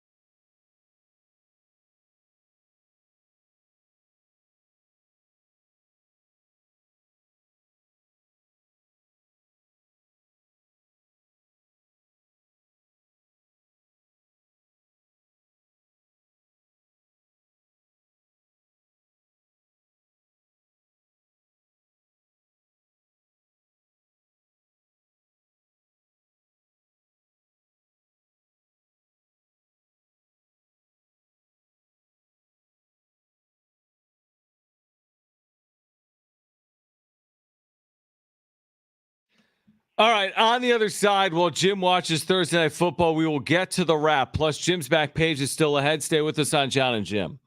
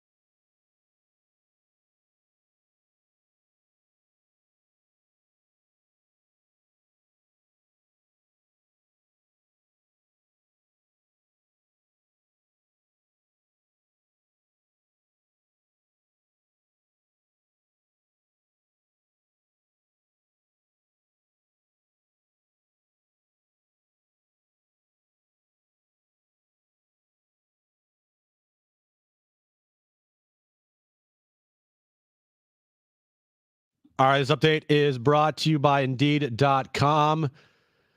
I'll do it for you, John. Okay, score update. Mm-hmm. Pirates. They're Lead now the Cubs. leading the Cubs 2-0 in the what? Bottom of the third inning, a Pirates win over the Cubs would move the Padres to within 4 games of the final wildcard spot in the National League. With 9 games to play. Correct. Padres, final home series of the year this weekend versus the Cardinals tomorrow night at Petco Park, 6:40. Will be the first pitch. Matt Waldron on the mound for the Padres. Aztecs, they take on Boise State tomorrow night. 7:30 kick, 5:30 pregame coverage. Starts right here on San Diego Sports 760. And 49ers Giants, week 3 is underway in Santa Clara. 49ers have an early lead, 3-0 in the first quarter over the Giants. Summer days getting shorter and business days to-do lists getting longer. You need Indeed. Their all-in-one hiring solution makes it easy to attract, interview, and hire candidates all in one place. Sponsor your first job and get hiring today by visiting Indeed.com/credit. Those Pittsburgh Pirates up to no Wait, good. what did you call them? Pittsburgh Pirates? Oh. What'd you think I called them? Nothing. Oh, it's third down. 3rd and 8. Come on. Pittsburgh 2, Chicago nothing at Wrigley. Pirates playing like they're ruining everyone's season. Trying to do that, keep the Padres alive. That's where someone I saw yesterday was like, "Oh, the Padres can play spoiler." Against who? The Giants? Like, come on. The Pirates can. And the Pirates legitimately can. Yeah. But they don't have to play spoiler if they just keep winning.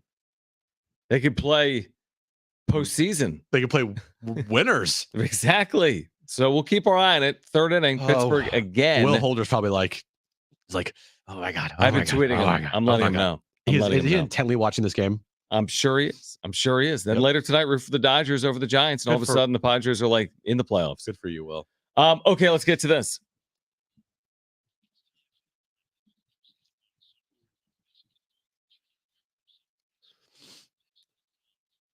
How big of an upset would it be if the Giants beat the Niners tonight? Dude, they're a 10.5-point favorite tonight. The I know. Niners are. It would be a big upset. I don't know if it would be like the biggest upset of all time. No, it wouldn't. But I mean, it would be a big upset, 10.5 on the road. It could be a close game. I don't see like a blowout. But So you don't think you'll go watch Avatar at halftime?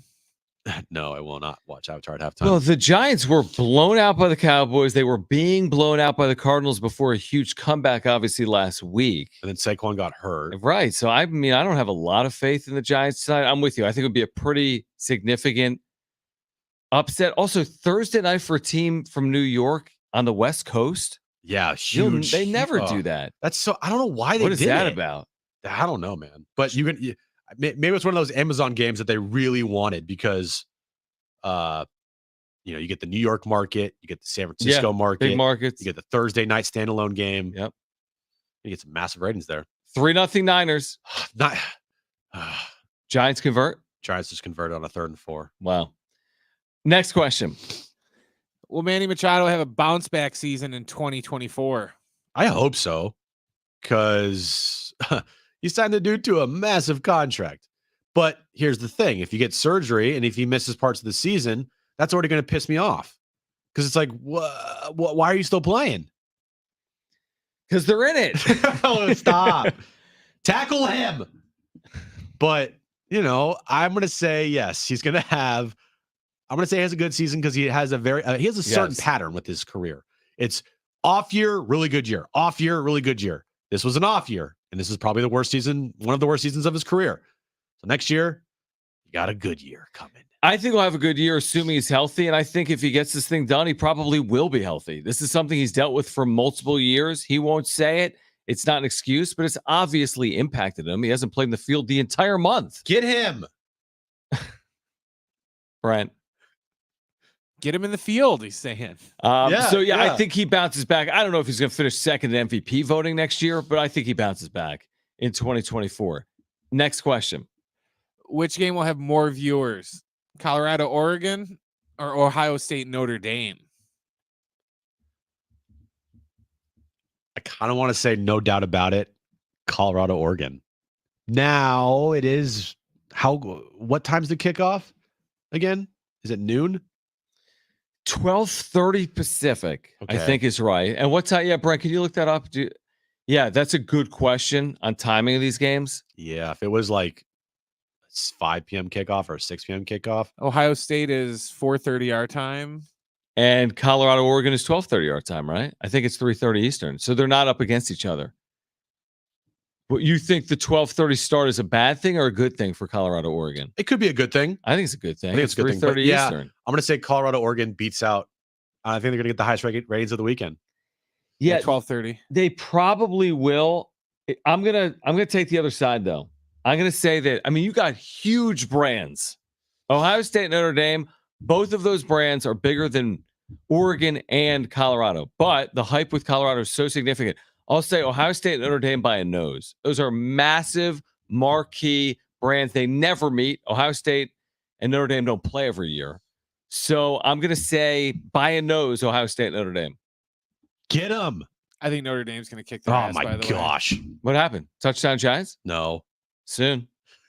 You think Notre Dame's gonna? I think they're going to roll Ohio State. Next Ohio question. State's been struggling too much this year. I think it's. I think they've been struggling too much there. I think they're going to get their butts kicked. Next question. How big of an upset would it be if the Aztecs beat Boise State tomorrow night? Boise's currently a 6.5-point favorite. I don't think it would be like this massive upset. Neither do I. I mean, it's a big line, but the only way I view that as any type of upset if San Diego State like blows out Boise State by like 20 points. Then you're like, whoa, didn't see that coming. That would be surprising. You're saying, yeah. I think a blowout either way. I'd be surprised if San Diego State was blown out by Boise. Well, they were last year. Yeah, in Boise, different quarterback, led 13-0 at the half. And then they gave backup up quarterback came in unanswered 35. Ugh. Taylor Green, the quarterback, came on. He ran for touchdown. I mean, they did everything they wanted in the second half. So you're saying it wouldn't be as big of an upset. I mean, it's nowhere near as big of an upset as this line, 10.5 points, Giants, Niners, for example. Yeah. It's 6.5 points. Yeah, I don't see it as some big upset. I think it's going to be a really good game. I think it's really impactful for both teams. Make no mistake. I think it's a big game. Yeah. Both ways. San Diego State wins, you could go down a path. San Diego State loses, you can go down a different path. So I think it's a very significant game for both of these teams. I do. I agree. Great take. What's happening in your game? It's currently 3rd down, John, for the Giants. They are in Niners territory. Wow, I feel like I'm there. Should go to live coverage. You're like That's better a than the theater of the play-by-play mind guy. right there. Yeah. Well, there's a lot going on. I am better And than Al Michaels. Here's what's amazing. So Jim's watching intently his Niners. He doesn't even know right now that the Cubs have loaded the bases with 2 outs against the Pirates. Only you would know that. So I'm scoreboard watching. And by the way, I feel like it's okay as a fan to go down this path, even if you're going to have the rug ripped out from underneath you. 2 outs, Don't you think? 2 outs, baby. Like what? Like if you're a Padres fan, why wouldn't you be caring about this? Well, you're supposed to just be like, I'm not watching again. It's over. No, you should care, but it's not like don't pour your heart and soul into like hoping this happens. That's what I'm doing. I know you are. But it's fun. This is the whole point of fandom. It's like, why does Rice play Texas? If you get to next week, money. Right. But I mean, if you get to next week and they're like 3 back, then talk to me. Next week, tomorrow night, they could be 3 back, Jim. If they get to next week, they're like 2 back, talk to me. Okay. I like that. I will. I'm going to talk to you every single day next week. Unfortunately. And I can talk to you tomorrow and tomorrow night. Giants touchdown? No. Field goal. What? Brian, seriously help me. I cannot wait for the back page. Dude, he is. I know. I cannot wait either. He's trying to do this radio show and watch this game. You ever know? He watched. He went to a movie in the NFC Championship. Because they were gotten blown out and they had Christian McCaffrey as their quarterback. Yeah, There's they no basically did get to that. There's no point in watching that. I'd take Christian McCaffrey as my quarterback right now. I bet you would, Brent. Yeah, you would. As a Bears fan, you absolutely would. Yeah. So you are willing to quit on them in that spot. If they go down, like, let's say they go down 10-3 in this game, what are you going to do? Continue to watch. Now, if they go down 30-3, you're I'm out. done. I'm not watching anymore. That's hilarious.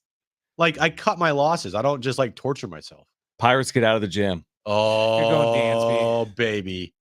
Dansby Swanson coming up with clutch. a huge pump of the fist. Coming up clutch for the Padres. For who's ever pitching. Out of Vito? Yeah, maybe. Sure. Okay. Well, Jim's back page is still ahead here. It will be a train wreck. It's going to be a train wreck. Most of the shows, Jim literally said to me before the 5 o'clock hour, it's like the 5 o'clock hour, I'm completely checking out. It's gonna be a train wreck. That's really good. That's really good for your job. At least I'm honest. Yeah, Like, exactly. Hey, buddy, just letting you know, 5:20 hits. Honestly, I'd probably prefer if you just left, because then I would just do the show with Brent. Okay. How about this? I'm not leaving. Brent, do you want to do the back page? With no notice? Well, that's Jim every day. He doesn't know he has notice. He just shows up. He's like, oh. Like, there's a show? What are we doing? I didn't know there was a show today. You want me to talk for a living? Are you going to do the back page coming up, or is Brent going to do the back page? No, I'm going to do the back page. Okay. It's going to be an adventure for everybody involved. Did we bury the lead of Tommy Pham saying in this article today in The Athletic about the Mets? And by the way, The Athletic calling the Mets the most disappointing team in the history of baseball, but a week ago saying the Padres were. Tommy Pham said that he's never been around lazier position players than the Mets this year, which I guess is a win for the Padres. I guess so. Right? Well, if Tommy Pham was on the Padres, he might be saying this. I would have loved Tommy Pham on the Padres this year, and if they still would have lost, I would have loved to hear his assessment of them. Because he would have held no punches. Probably not. You're right. All right. Jim's going to get back to Niners Giants. He also has the back page for us next. Stay with us on Jon and Jim.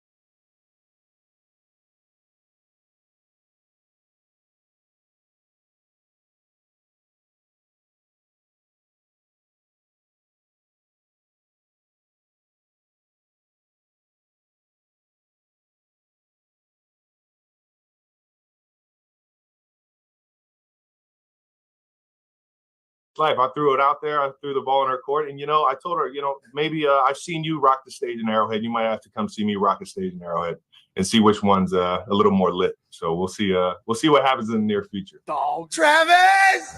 Hey. All right now. All right now. Hey, let's go. All right, man. We're talking Power Couple. The NFL's in the game. We appreciate the hell out of you. You're the man. Good luck with everything on the field and in the suites. Yeah. You're the greatest, ladies and gentlemen. Travis Kelce. Thank you.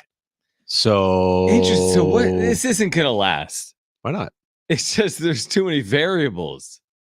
What do you mean? Public courting of. Do you think she's wrote a song about him yet? Probably. That's the thing. I mean, a lot of relationships have not lasted. Yeah, be careful, Travis. If you break her heart, you will become no doubt. There'll be a song called Arrowhead. You do not underestimate the power of the Swiftie, because true. It's gonna be a song called Week 13 or something. Yeah, if you break her heart, Travis, your life will be ruined. I know. She writes about all these things. It's very sad. Yeah, not great. Wow. Finally, Pat McAfee, by the way, gets some guests. I reached out to Travis Kelce, and now I see why he didn't come on. Dude, he had last week like The Rock and Nick Saban and Peyton Manning and we have Aaron Rodgers. Kevin Acey joins us tomorrow. That's a big time guest right there. I'm not sure what time yet. Yep. And finally, before I am completely checked out, the Powerball jackpot climbs to the 8th largest ever after no one wins it yesterday. This is like running back contracts. All 8 of the largest ever are the last 8 years. The prize now has grown to an estimated $725 million with a lump sum cash out option of $345 million. The next drawing will be on Saturday. 725 is the actual total? Yeah. Should we do it? Here are the top 10. What is a better chance happening? Powerball? Powerball. Here are the top 10, I guess, largest Powerball lottery prizes ever. Well, 4 of them were just in the last year. Exactly. Yeah. You got $2.04 billion November 7th, 2022 in California. $1.5 billion January 13th, 2016 in California. Florida. In California, you mean winner? For states. California, Florida, and Tennessee. Like the winners. Okay. You got tackle. You got $1.8 billion. By the way, the text line says you're just like Doug from Up. Squirrel. $1.08 billion July 19th, 2023. You got $768.4 million in 2019 in Wisconsin, Brent. Mm-hmm. You got $758.7 million in Massachusetts in 2017. And then you have $754 million in 2023 in Washington, $731 million 2021 in Maryland, $725 million estimated, which was today, $699 million 2021, and $687 million in Iowa and New York. I'm just trying to stall this thing out, buddy. That is some really good content for our listeners, which are me and you, my ears. I'm surprised I actually read that while watching this game. That was impressive. That was your back page? That was impressive of me. Yeah, that was it. All right. So here's the deal. We are back tomorrow at 3 p.m. Kevin Acey will be on the show. By the way, JB Long will be on the show. What? Never mind. Just continue talking. What? Nothing. Well, you can't. You always do that. You're like, by the way, oh, never mind. Like it's not. That's not good radio. I know it's not. It's like awful, and it's impossible to do a show. So what were you saying? You're gonna now tell me off air? I will, because you can't say it. It means nothing to the listener. I'm glad then you said it. Okay, back tomorrow at 3. Kevin Acey's on the show. JB Long will be on the show. We'll get you ready for the game. Of course, Paul Garrison, East Village Times, will be on the show tomorrow as well. I'm scoreboard watching tonight. I'm going home. I'm not watching Niners. I'm not doing that. What I am watching is MLB game plan something. Pirates, Cubs. Pirates get out of another jam. 1st and 3rd for the Cubs. They didn't score. 2-0 Pirates. Through 4 at Wrigley. Giants, Dodgers tonight. Root for the Giants not to win if you're a Padres fan. All right, Jim, go watch your game. If you missed anything today, go to sportssd.com, iHeartRadio app, iTunes, TuneIn Radio, or Spotify. We're on YouTube now. You can find us there by searching for Jon and Jim 760. Make sure to find us on social media at Jon and Jim, JONANDJIM. For Bren and Jim, I'm John. We're back tomorrow at 3 right here on San Diego Sports 760. Aside. Go Giants. Football. I hate you.